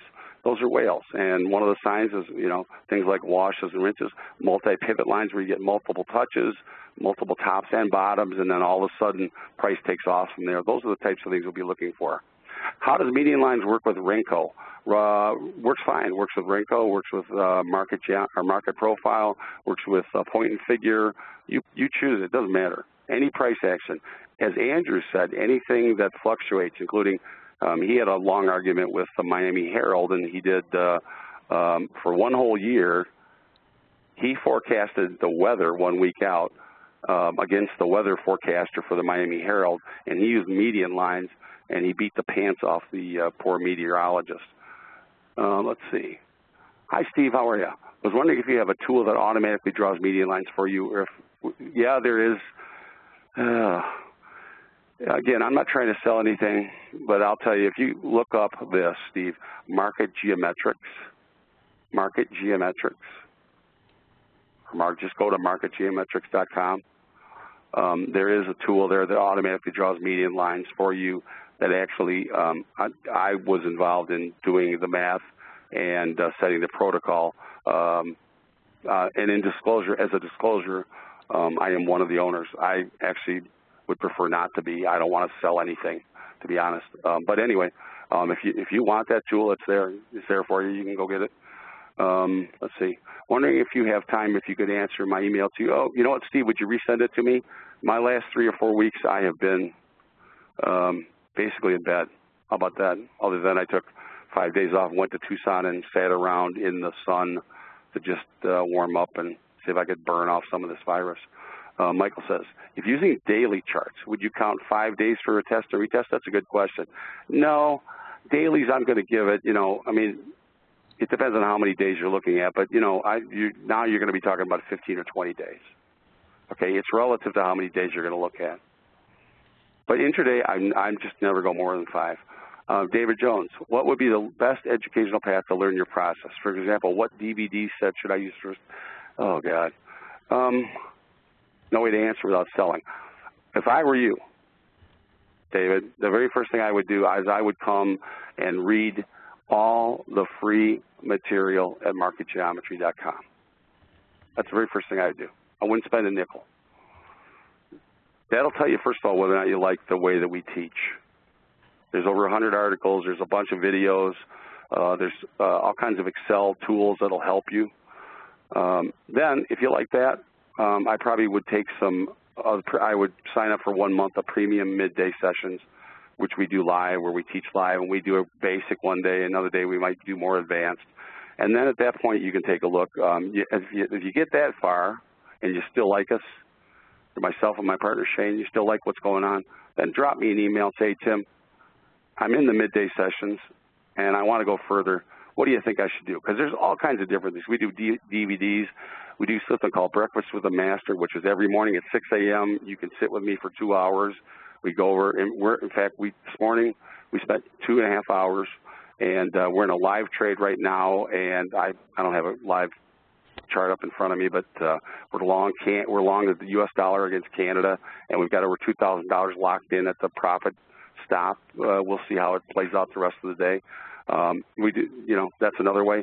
Evening with the master, we do that twice a month. That's for portfolio trades, all kinds of things. So I don't really know what to do. David says, thank you for a non-egotistical approach to teaching. Well, I appreciate it. Remember, I teach at a university. If I showed up with an ego, the graduate students would beat it out of me pretty darn fast because they're pretty intelligent. How do I handle economic data releases and news? Asked Bob. I take a sheet, and I have a degree. I have a PhD in economics too. There's no edge in trading the data anymore. So what I do is I take a sheet that has all the times and days, and then I take a ruler and I put it next to where the description is, and I rip off the description and I throw away the description. So then I know that at 7 o'clock on today, something's coming out. At 8:30, there's something coming out. At 10 o'clock, there's something coming out. And then if I'm about ready to get into a trade, I just look at it and say, there's something coming out in 5 minutes. I might want to just wait 5 minutes to make a decision. If I'm already in a trade, I might look at it and say, you know what, I've got plenty of profit, and I've got a profit stop in, and I've got a profit target in, so I'm not going to worry about it. If I'm at break even, I might consider just closing the trade, but generally, I just don't worry about news. Do I think trading intraday is more risky than trading 4-hour and daily, et cetera? Ahmed, there you are. No, not particularly. I do think it's easier. Most people won't like to hear this. I think it's easier to pick out the pivots and the important highs and lows on dailies, weeklies, and monthlies than it is on intraday, faster twitch things, because there's more noise and there are a lot more pivots on 20-minute or 10-tick or whatever. So, if you're looking for things that are not noisy, you're going to be better off looking at 240s or dailies, something like that. That's why fund managers tend to look at 240s or dailies, weeklies, and monthlies. Bob says, how do you handle economic, well, I just did that one. Do you think trading, I must be behind. At the beginning, you said 250 risk gives 1,000 chances, 250 is $25,000 account, but it should be 100, right? Well, let's see. Let me get my handy-dandy calculator here. 250 times 10 is 25. You are correct. Thank you. My bad for not doing my math. AJ says, really appreciate you not selling here. I get hits many times a day. Yeah, you know what? I try to not, look, it's a fine line. We are teaching people, but that's not what I do for a living. Okay, I manage money for the wealthiest chunks of money in the world. That's what I do for a living. But I'm trying to give back. Amos helped me. Dr. Andrews helped me. Dr. Andrews charged me $1,000 a month. So what? Each trade I made was worth a lot more than that. But that being said, I'd like to give back. I'm in the legacy portion. Okay, I'll be 56 on the 18th of January, and when I'm gone, I'd like a body of work. I'd like people to remember that I was here and that I helped them, and hopefully a lot of you will then be giving back to other people. Thomas says, after the 0 to 4 count has been established, can I use it as an entry trade? No. No, that also is hokum. 0 to 4 is, you can count, those of you that don't know what we're talking about, P0, P1, P0, those are pivot counts. P0 to P4 is a line that if it's violated, it will tell you that the trend has ended. It doesn't mean a new trend's begun. It also does not provide support or resistance, okay? It's only an indicator sign, that's all. So that is also another piece of hokum that's out there. Just leave it alone. I would just use a median line or and or market structure, and it's just an indication of what's going on with the trend. Do I ever use volume to determine if the move is legit like Wyckoff would do? Well, Phil, no, because as a large trader, I can tell you that I know how to hide my volume. My volume doesn't, I can decide that my volume is not going to show up in today's statistics. And if I know how to do it, you can bet your boots that a lot of other whales know how to do it as well. So I'm sorry for all the people that follow Wyckoff. The volume figures, they're baloney. I know there's more questions. No? You want to take a break here, Cynthia, and show me the educational page? Well, what I can do, I also want to show the educational page, but I do have a piece of business that I've already skipped over. I was still waiting for your question in the Q&A session. So I'm going to take this moment right now, but before I do, I want to let everyone know. Wait, this isn't a poll, is it? It is. Oh, wait, stop. Don't start yet. Hang on. See, I'm going to front runner. She's going to do a poll here, and it's only 45 seconds, so you need to know what's coming up, okay? And she never takes care of herself. Listen to me very carefully. Nobody in the industry does a better job than Cynthia bringing quality education. I'm not just talking about me, okay? There's all kinds of cool people to come and talk for the CME Group and for Cynthia, okay? And, yeah, I think people are sending them to attendees, but not to all participants. Please send your questions to all participants, guys. Otherwise, I can't see them. All right, so Cynthia's about to open up a poll. And when she opens up this poll in the center, there's going to be a little place where you can write. Make sure you write in there either webinars or Cynthia. Okay, because that'll help her with management. Okay, now go ahead, Cynthia. Now you're free to go. Thank you, Tim. And Tim is right. My management team does ask that I do this in each event to make sure that the information we're bringing to you is relevant to your trading needs. We find that educated traders make the best clients. So that's the purpose behind here. But notice that there's 3 short questions and 2 are multiple choice. So make your selection. Now, number 2 has an input field. Don't put your questions there. That's a great place for comments or suggestions. If you do have a question, hold on. Poll will end in about 12 seconds, so we'll get back into the chat panel. Now, just make sure after you make that selection, though, that you do click the Submit button that's in the lower right-hand corner of the box. That allows me to actually compile that information. Okay, poll did end, everyone. Thank you very much for that feedback. It really is helpful for the program. Now, also, you'll find that the polling panel actually has covered up the chat panel. So use the X that's included in that title bar where you can collapse the polling panel and then simply double-click on chat and it will reopen it up. Now, when I did reactivate that chat panel, initially I didn't have all participants activated. I caught up with that thanks to everyone who's made that mention. I did catch up with that, but if you haven't found it, simply use the Send To box in the bottom of the chat panel and scroll all the way down to the bottom where you will see all participants. So have you seen any additional questions come in? Yep, all kinds. I thought so. All right.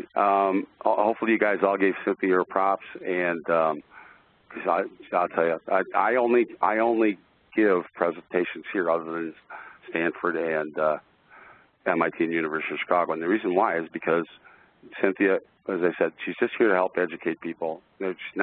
Nobody's trying to sell anything, and that's very unique in this world. And I really think what she's put together with the CME is unique, and I'm so proud to be a part of it. Let's see. I use a charting site that shows the normal 3 median lines, meaning the upper parallel, the lower parallel, and the median is what he's talking about, plus 2 other lines halfway between. We call those quartiles between the midline and the upper and lower lines. I see the price often hovers around the 2 additional lines. Can you comment? Yes. Statistically, there's no meaning. That center line that they have in there, and there's a couple people that don't know anything about median lines that try and teach that. It's statistically meaningless. You'd be better off when you see it make a couple touches in that area to draw something called a sliding parallel that has the same slope and draw it in then, and because it won't be at exactly halfway in between. It might be, same thing. Some people actually use, instead of halfway, they use the fib numbers. Same thing. It's all nonsense. Okay, it's just not true. Sorry. Can you please review how you set your initial stop? You were using ticks, but how would you set that up on a daily chart using 1.5 ATRs? Well, it's simple, David. I would look at the average true range of dailies. And what I do is on a portfolio basis, I say, okay, look, I'm going to risk X on, let's say, bonds. Okay, so I'll take a look at the average true range of bonds, and I'll say, look, to survive the move against the trend, 80% of the time, I have to be X amount of ticks above these swing highs or swing lows. Once I find that out, I know what size stop I'm going to use in the bonds. That tells me a dollar amount. Then I know that if I'm going to trade one bond, I'm going to trade X amount of contracts in the corn, or X number of dollars against the euro. Very simple. How long does it usually take you to enter a portfolio position? Andre, depends on the market. I mean, I trade tens of billions of dollars at a time. So, but sometimes it's almost instantaneous. Sometimes it can take me hours to work into it. Depends on the conditions of the market. Intraday, the good news is I'm very skilled at execution, so usually it's not a problem. If I'm in a market where it is going to be a problem, I generally don't put the portfolio, my clients, I keep them out of the market. I don't want them in a market that's too thin for the size of what we're trading. That means that, I'd be over leveraged, and when I tried to get out, I'd be swamped. So I'm very mindful when I trade. Let's see. I had a good one here. Here you go. Frederick, this is a great question, and thank you for being honest. I tried to trade for a living and found that the biggest issue turned out to be mental. Any suggestions to the people or me about overcoming the mental concerns? Yeah. Look at my motto. Master your tools, master yourself. The hardest thing to do is not to learn how to use median lines, not to learn how to do risk reward, not to learn anything other than mastering yourself. The hardest thing is to be disciplined. Every way, shape, and form. You need to be completely disciplined. I've heard myself described by some of my investors as a discretionary systematic trader. Okay, that's fine. What it means basically is I'm very repetitive. I do things the same way every time, okay? I don't break my rules. If I break a rule, I take a month off from trading. I mean, you really have to be that disciplined. Remember, every time you trade in these markets, you're trading against the very best traders in the world, every time. So the best thing I can tell you is surround yourself. For example, if you go to our website, go to free resources and look on there, you'll find some routines in Excel and on Word that'll help you with a series of questions. How much am I willing to lose before I stop trading for the day? How much am I willing to lose for the week before I stop trading for the week? How many trades in a row am I willing to, losers in a row, am I willing to take before I stop trading? And you want to fill all these out. Then you want to keep it on the desk in front of you. And also, every time you trade, we have a trade sheet that you can have free. Answer all the questions before you trade. And then, as you start to waver, which is generally what happens, Frederick, people get into trades, then they get a little nervous about the money or whatever. You can take the trade plan and read it and go, oh, okay, I'm all right, I understand where I'm at now, and get right back on track. The hardest thing, again, is mastering yourself. I'm not going to tell you about hypnotism or meditation or any of those types of things. Discipline. You're going to have to learn to discipline yourself. How much of your charting, it's coming in so fast now that I'm having trouble scrolling. How much of your charting is straight use of pitchfork tool, and how much is seeing a center line, median line, and then setting action reaction lines off of it from the nearest high or low pivot? I'm honest when I'm telling you that 90% of the time, I showed you what I did 90% of the time. I'm being absolutely honest. Action reaction lines are a subset of, median lines are a subset of action reaction lines. Linear regression lines are a subset of action reaction lines. So the two are interrelated. Median lines have a mathematical probability. Action-reaction lines do not until they're proven. I do use action-reaction lines, don't get me wrong. You'll often see me, for example, in this morning session, I connected, 5 or 6 slope tops, and I called that frequency, and later on I ended up using that, but then later on, when I actually traded, I had that frequency, but I ended up choosing the median line. Why? Because I know the statistics behind the median line. If I have my choice, I'll take the median line. It's got mathematics built in. Let's see. For portfolio trading on a daily time frame, how quickly should a retest occur after a test? Well, I already said 15 bars is not unusual. It's much more important in the intraday because you'll get a lot of noise and you'll get a lot of pivots. On dailies, weeklies, and monthlies, you don't get that many pivots. So sometimes you have to wait a while for the retest. Okay, Bob says, why do you not like 1-hour charts? It's not that I don't dislike them. In fact, in the 80s, they were the charts to trade. But now, portfolio guys are trading 240-minute trades. That's the gold standard, okay? And the reason why is it's one half of the New York day, second half of the New York day, one half of the Tokyo day, second half of the Tokyo day, et cetera, et cetera. Well, if you divide that, then when they go down to a smaller time frame, they go to 20 minutes. There's nothing wrong with 1 hour. There's nothing wrong with 120 minutes. If it fits your style, Bob, go ahead. There's plenty of people that I mentor that trade hourlies. In fact, we had a guy that actually donated his entire 2013 trades and statistics, and they were all hourly based. They're fine. That's fine. There's no problem with that. Is there any other methodology besides median lines that has merit?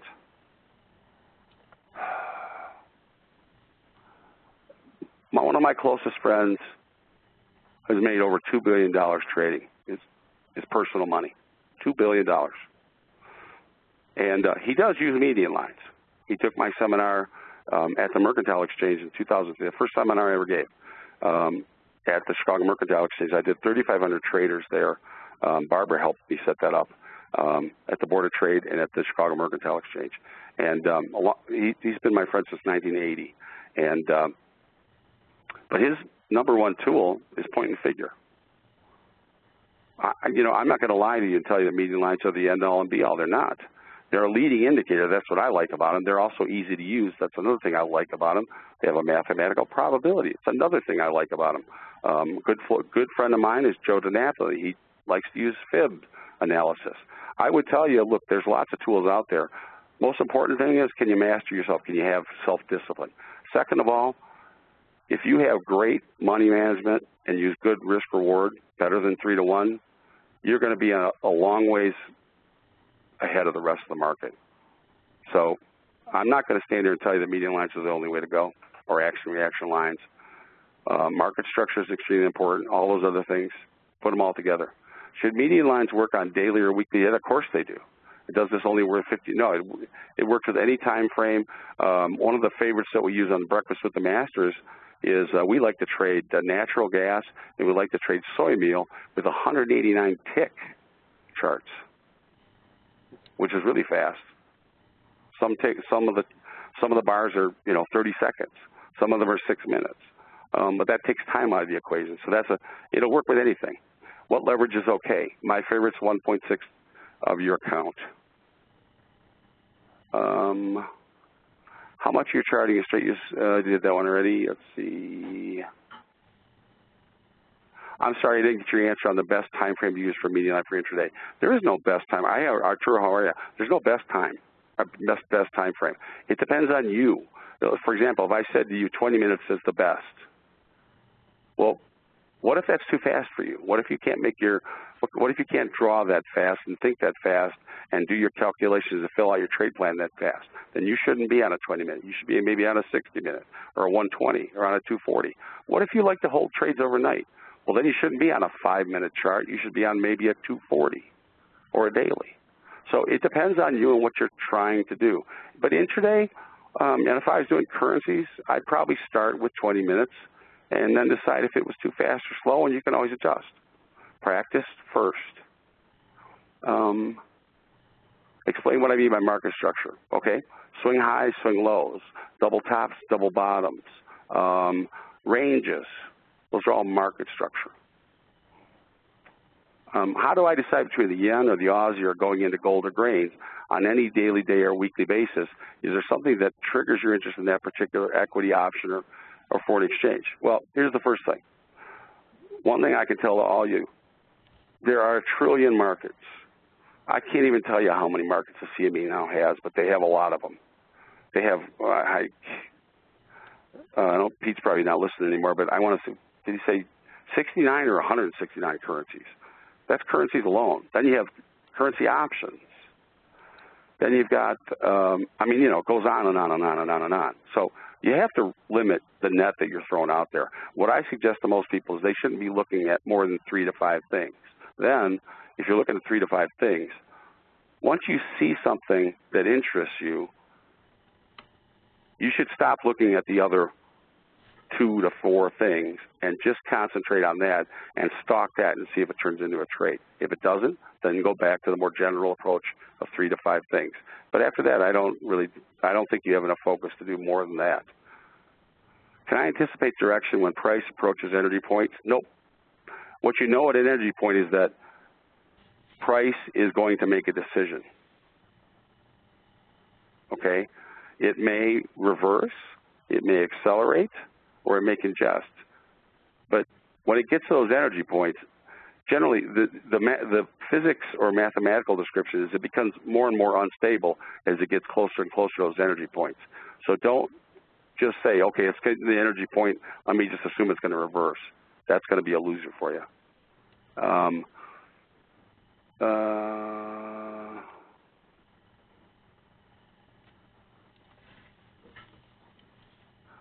Jeffrey, would you do me a favor? You asked me about PPT. Tell me what I'm not sure what you're asking. Can you rephrase it, please? Hi, Ace. How you doing? Are you still using 233 tick charts in trading? Do you still prefer tick charts over range charts? I do not. I'm not a range chart guy. To me, it hides too much market structure. I use all kinds of different ticks. It depends on the market. For example, in gold, my favorite is 888. When it comes to soy meal, I like 189 or 89, depending on how active a day it is. Natural gas, 89, 189, or 377.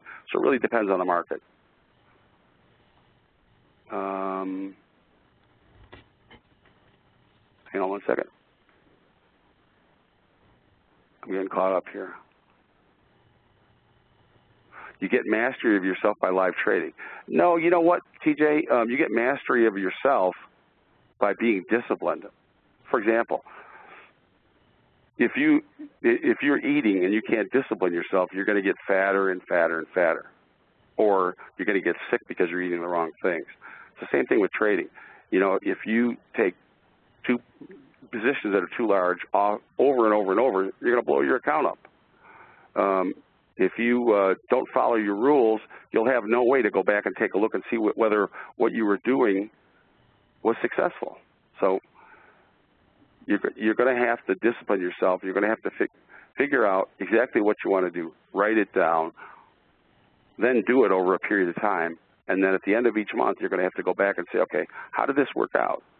And then evaluate each of the trades, see if you can find, if you followed your plan, find out which parts of the plan are working and which parts of the plan are not, and then make changes. Your answer to leverage is 1.6 of account at risk, but I mean leverage on Forex of what to 1. Well, if I had, let me say it again, Bob, if I had $100,000, the biggest loss I'd take would be 1.6% of that. So it's difficult for me to get to where you're trying to go, Bob, because when I trade for myself and for my clients, I actually don't use any leverage, 0. So if I'm trading a CME contract that's $100,000, I trade 1 contract for $100,000 of capital, okay? And then I set my stops based on, you know, equivalent risk. So I know you want a black and white answer. It's not that simple.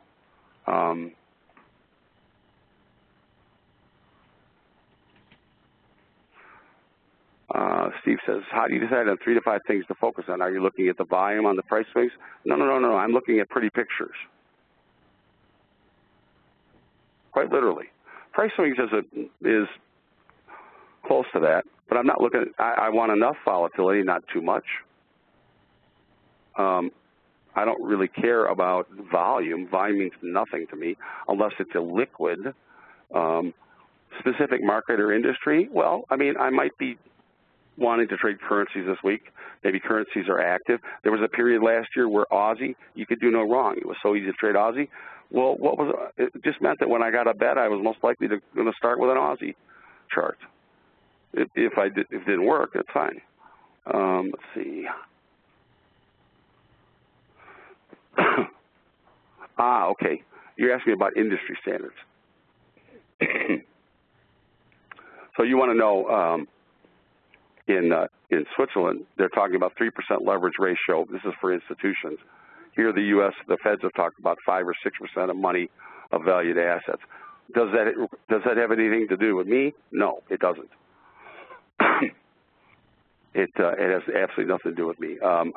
First of all, I've been trading long enough that I have something called a Reg 47, which means that none of those things apply to me. Second of all, excuse me, I actually trade for countries, so I don't fall under any of those things. Rob says, I'll actually say this publicly, Rob. You're not going to embarrass me. Have you mastered your weight yet? Rob, actually, I've lost over 100 pounds since that picture that you see. I'm going to have Cynthia update that picture. And I actually work out at CrossFit. I don't know if you ever heard of CrossFit. They are rehabbing me. I have, at one point when I moved to Arizona, I was in a wheelchair and using oxygen. I now work out at CrossFit 3 days a week, 2 hours at a shot. And it helps my breathing. I'm getting pretty mobile these days. I'm able to lift quite a lot. I'm not trying to be a weightlifter. I'm trying to improve my lifestyle. So yeah, my weight's just fine. Let's see. Do I believe in market profile? Actually, Peter, you might find this interesting. I put up the initial investment for market profile. Market profile is fine. The problem when we did it initially was computers. There weren't enough computers around, and so for real-time use, which is what I was interested in at the time. Once we had it done, Pete Stottlemyre pitched it to me, the idea, and I could see the chart immediately, and I thought, well, this is a great way to represent what's going on in the market. The problem was computers weren't fast enough, and there weren't enough people updating prices on a live basis, so that once we got it built, it wasn't useful at the time. And I was more than willing. As you know, it's now owned by the Chicago Board of Trade. I was more than willing to take all claims away and say, yeah, that works for me. Let's see. So yeah, and I have several people in mentoring that use market profile, and I show them how to use median line on market profile. I have no problem with market profile. I've been using median lines for years, and in my experience, every new user of this incredible strong tool should be warned that median line use in the beginning could bring to overconfidence. Sure. Hi, Giuseppe, how are you? And this could be the biggest mistake. How you doing, Giuseppe? That's absolutely true. What happens is you actually see price turn on a dime so many times on your lines that after a while you get complacent about it, and you may you may not put stops in, or you may put stops in and they're too large. You may start picking tops and bottoms, and it's just not a good idea. With all things, you have to continue to use discipline. And even though, as Giuseppe said, a lot of times you'll just see you can't believe how accurate it is. You always have to have protection. You always have to discipline yourself. Always do the same thing over and over. Make it repeatable. Tomas, how are you? I'm very sorry I didn't catch that. Please, can you tell me again what ATR to use for stock? 200 and 55 are different. No, I use a 200 period and a 55 period, and you could use a 34 period for your lower one. You want a longer one and a shorter one. And the reason why is the shorter one will pick up very quick changes in volatility. The longer one will tell you the long-term trend. And then you always want to base your decision on whichever the number is the largest of the two. Okay? Let's see. Yep, I already did that. For an eager novice, should I apply this methodology to a lower volatility stock in order to learn the trend? Well, the word trend is overused, okay? What this tool is going to do is it's going to show you the probable path of price. If you want to call it a trend, that's okay.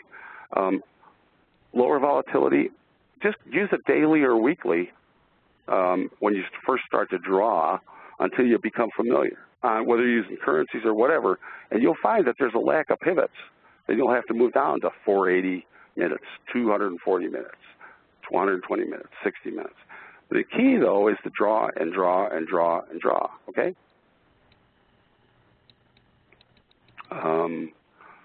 Do I ever have to report your volume? I'm pretty much exempt, as a matter of fact. I don't know how you feel about that, but for those of you that for example, rely on commitment of traders and live intraday volume, for example, looking at DOME at, the 5 bids and offers, there's a lot of people that can trade outside of that. So, don't get so hung up on volume. For example, let's say you're looking at the bids and offers. You go, oh, my God, there's 12,000 on that bid. Big deal. A lot of them aren't real. So you get mastery of yourself by measured performance of your technique under fire in order to develop your confidence. That's a good description, TJ, yeah. And I would do the same thing if I were you. I'm even using sim trading. It's always better when you have money on it. Use a small amount of money. So you're slim and trim. Yep. I don't know about speed and agility, but I'm getting better. Yeah. Is taking a trade with 3-to-1 the same as another one with 9-to-3? Yeah. Sure. It's the ratio. Right. Absolutely. Let's see. Oh, somebody already answered. Okay. What software programs do you use? Well, I have every software program, including IB's all packages. Everybody gives me everything. I chart a lot on Ensign because a lot of people in market geometry use Ensign. You can get a package, and Cynthia will show you this page. IB offers a page, has a page that shows you the different packages. You can get different charting packages with IB. You can use IB's charting package. You can use IB's feed and different charting packages. I mean, I just haven't used Ensign because that's what most of the people at market geometry use. But I can use anything I want. eSignal used to be Advanced Get, which was built by somebody that actually studied under Andrews. So, I mean, I know all about that. Somebody asked about the Horn of Plenty by Dr. Andrews. The Horn of Plenty and the Fisher and Nets is another one. Those are my 2 favorites. And when I was a teenager and I was at Dr. Andrews' house, I lived down in South Florida with my brother in the summers. I asked him one day about the 2 of them, and I said, "You don't really use those to trade, do you?" He used to call me the pansy when I was a teenager because I wouldn't stop and reverse trade like he did. But I only had a $2,000 account, and I said, looking at, for example, the Fishers and Net, you could make a trade every 2 ticks because they're 10% angle. Same thing with the Horn of Plenty. The Horn of Plenty has to do with expanding pivots. I wouldn't bother to spend time studying either one. There are more important things to study. Can I take the 5th grade challenge? You can't take the 5th grade course. Only 5th graders can. But next year, it's sponsored by Michael Dell, another friend of mine. It was quietly being paid for by Steve Jobs when he passed away. We were looking for a new benefactor. Michael Dell has picked up the ball. Next year, Dell Corporation is going to sponsor the whole shebang. We're going to do 5th graders and 9th and 10th graders. So that'll be interesting. Let's see. Oh, for a day trader, you previously said you use a 13-minute bar for E-mini S&Ps. Yes, but Bart, there's a caveat to that. If I'm going to use a 13-minute, then I use day only, not 24-hour charts, and I start my day at 8:30 Chicago time and end it at 3 o'clock, not 3:15. And the reason why is E-mini S&Ps in the day are open for 405 minutes. Okay, that's an uneven time. Cash is only open for 390 minutes. So what I do is I mimic the cash stock market by charting from 8:30 in the morning to 3 o'clock, which is when cash ends. That's 390 minutes. Then I use either a 39-minute or a 13-minute, which are both divisible into 390 minutes, and trade that. And I don't look at the overnights. I might look at the overnight high and low, but that's all, okay?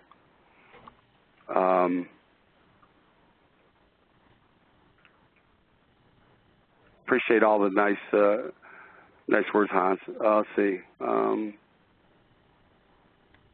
No. Thank you. Hi, Tomas, and thank you as well. Let's see. Do I trade foreign exchange? Bob, I'm one of the largest forex traders in the world. Literally. Tens of billions of dollars at a shot. So yeah, and I've been trading foreign exchange since it was legal in the United States.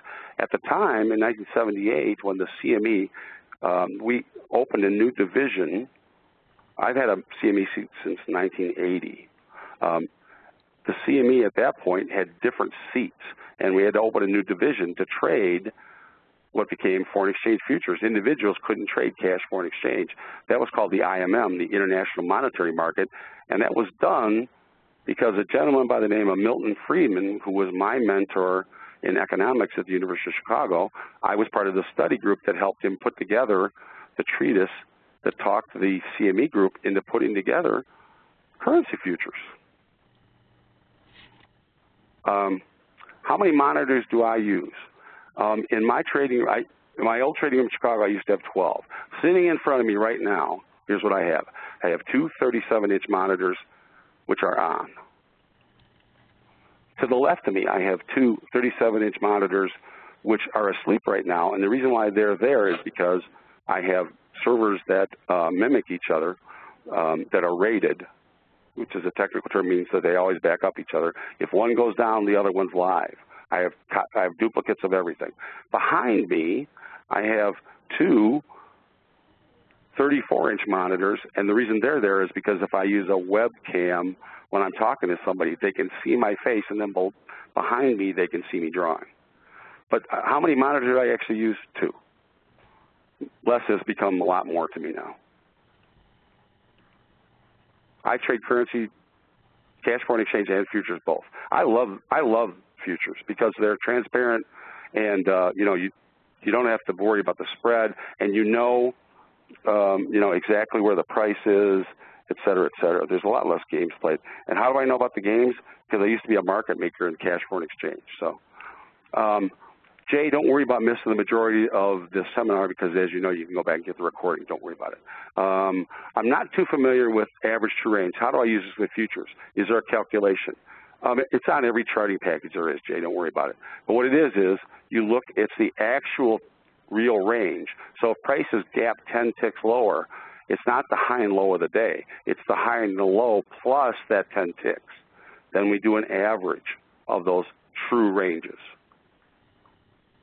Are they used for stops only? Really, that's all I use it for, is for stops. What I want to do is I want to use some value of the ATR plus some noise above it to set up my size of stops. How much cheaper will the yen get? I don't forecast, sorry.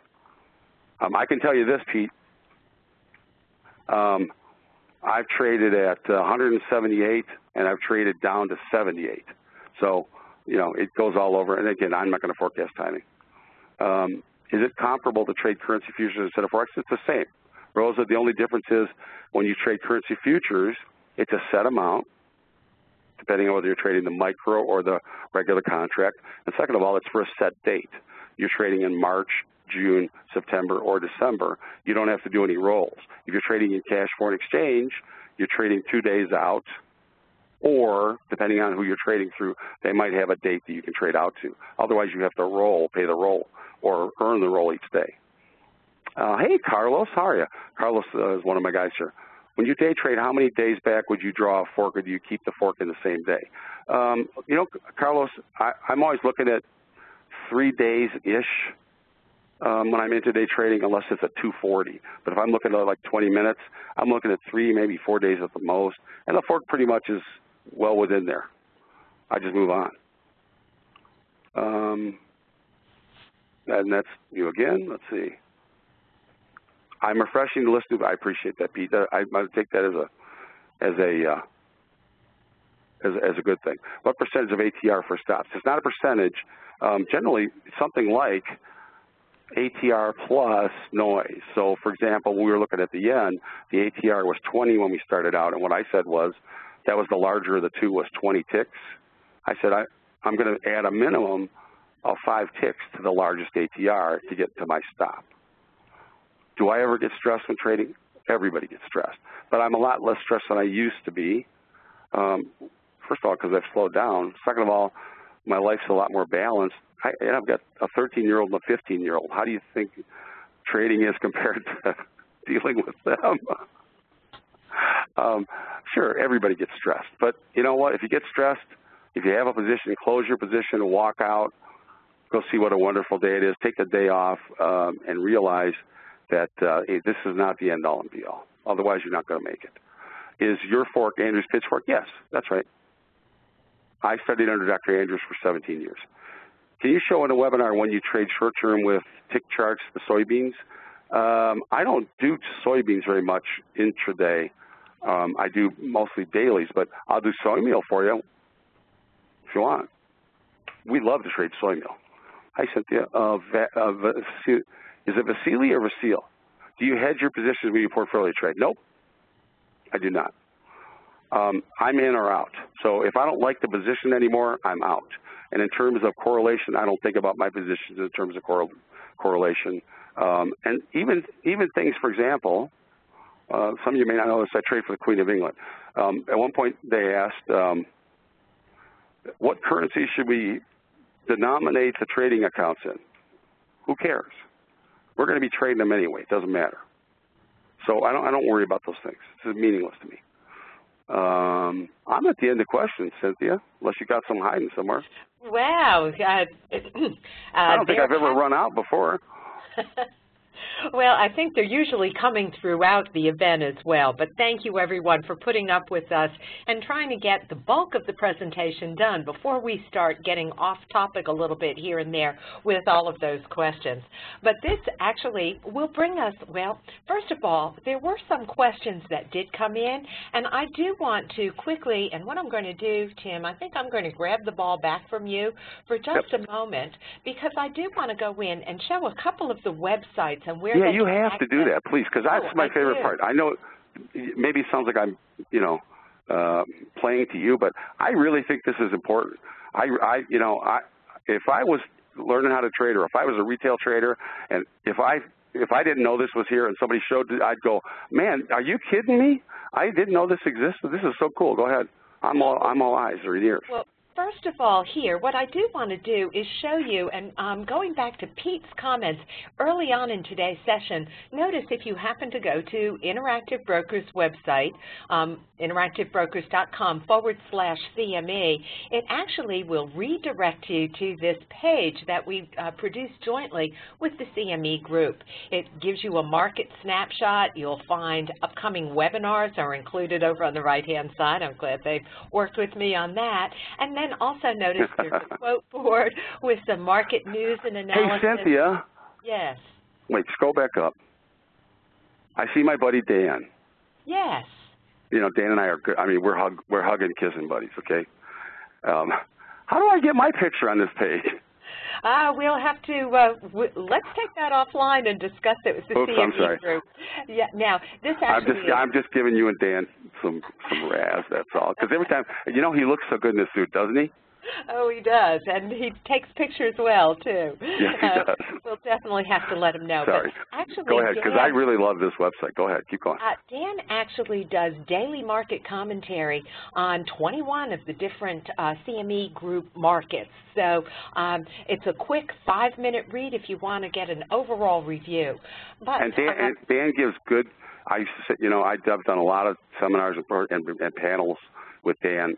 He just gives what we call it. We gives good presentation.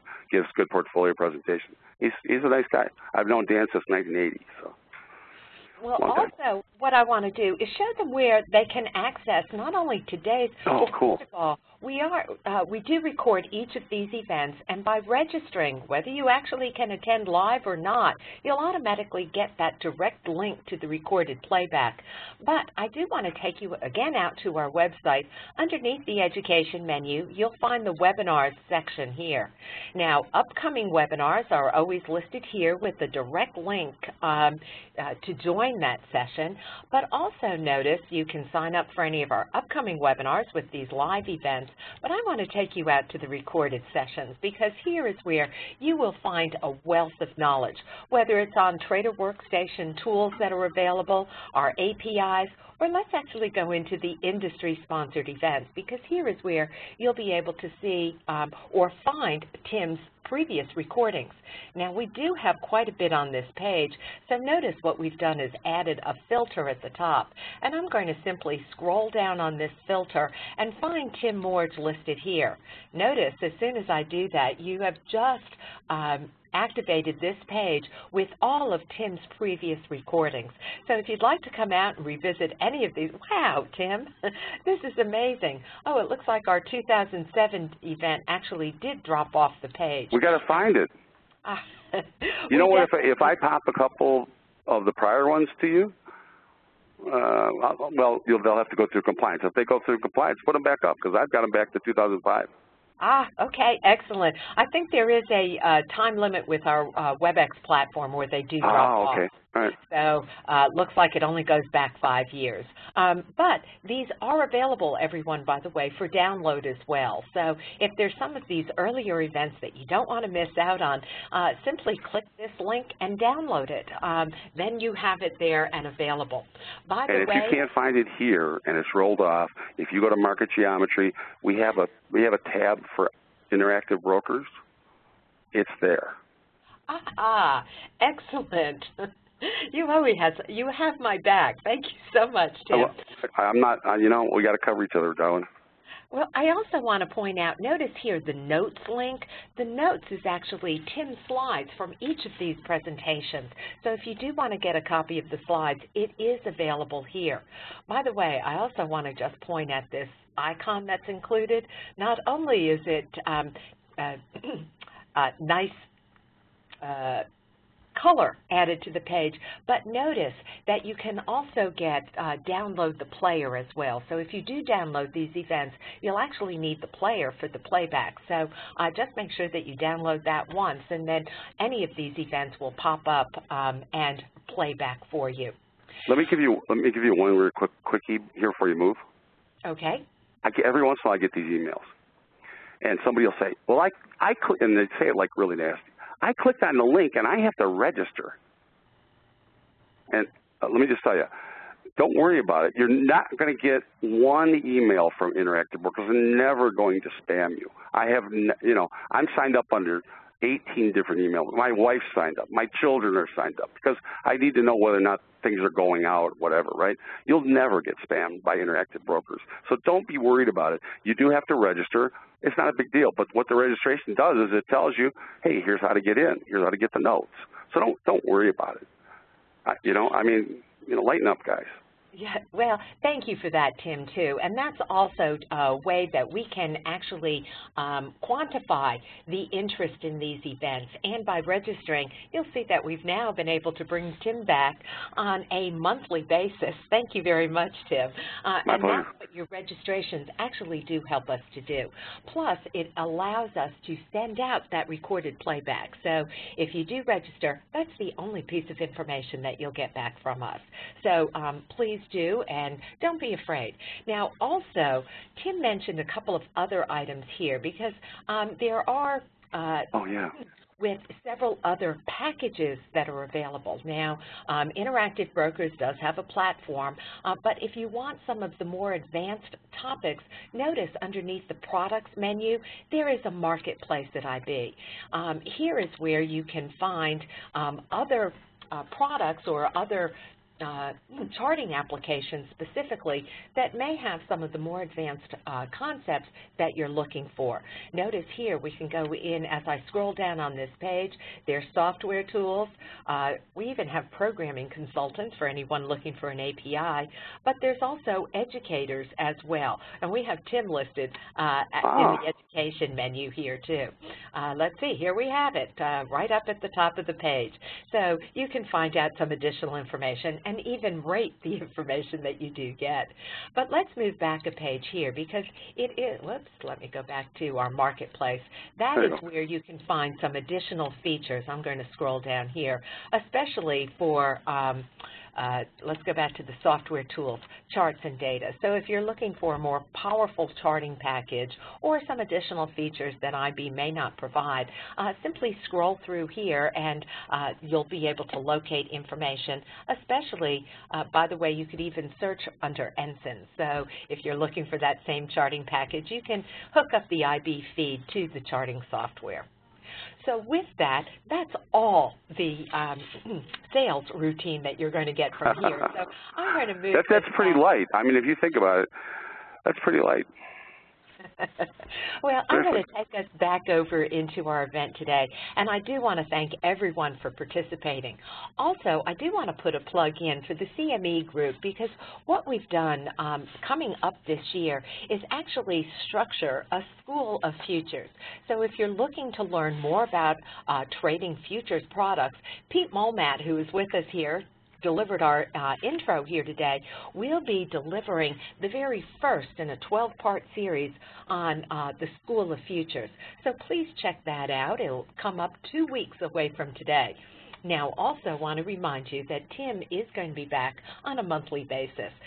You can look for his information every second Thursday of the month. We're trying to keep a very strict schedule here so that folks can come back and join us. Now remember, if you don't join us live, you can always access any of those recorded playbacks from our website. We don't have the topic listed yet, but I'll be pestering Tim later on or early next week for a topic description. Yeah, here we go. The pressure's starting already. And so do take a look. If you don't see the information posted, we always do have it up by the end of the month.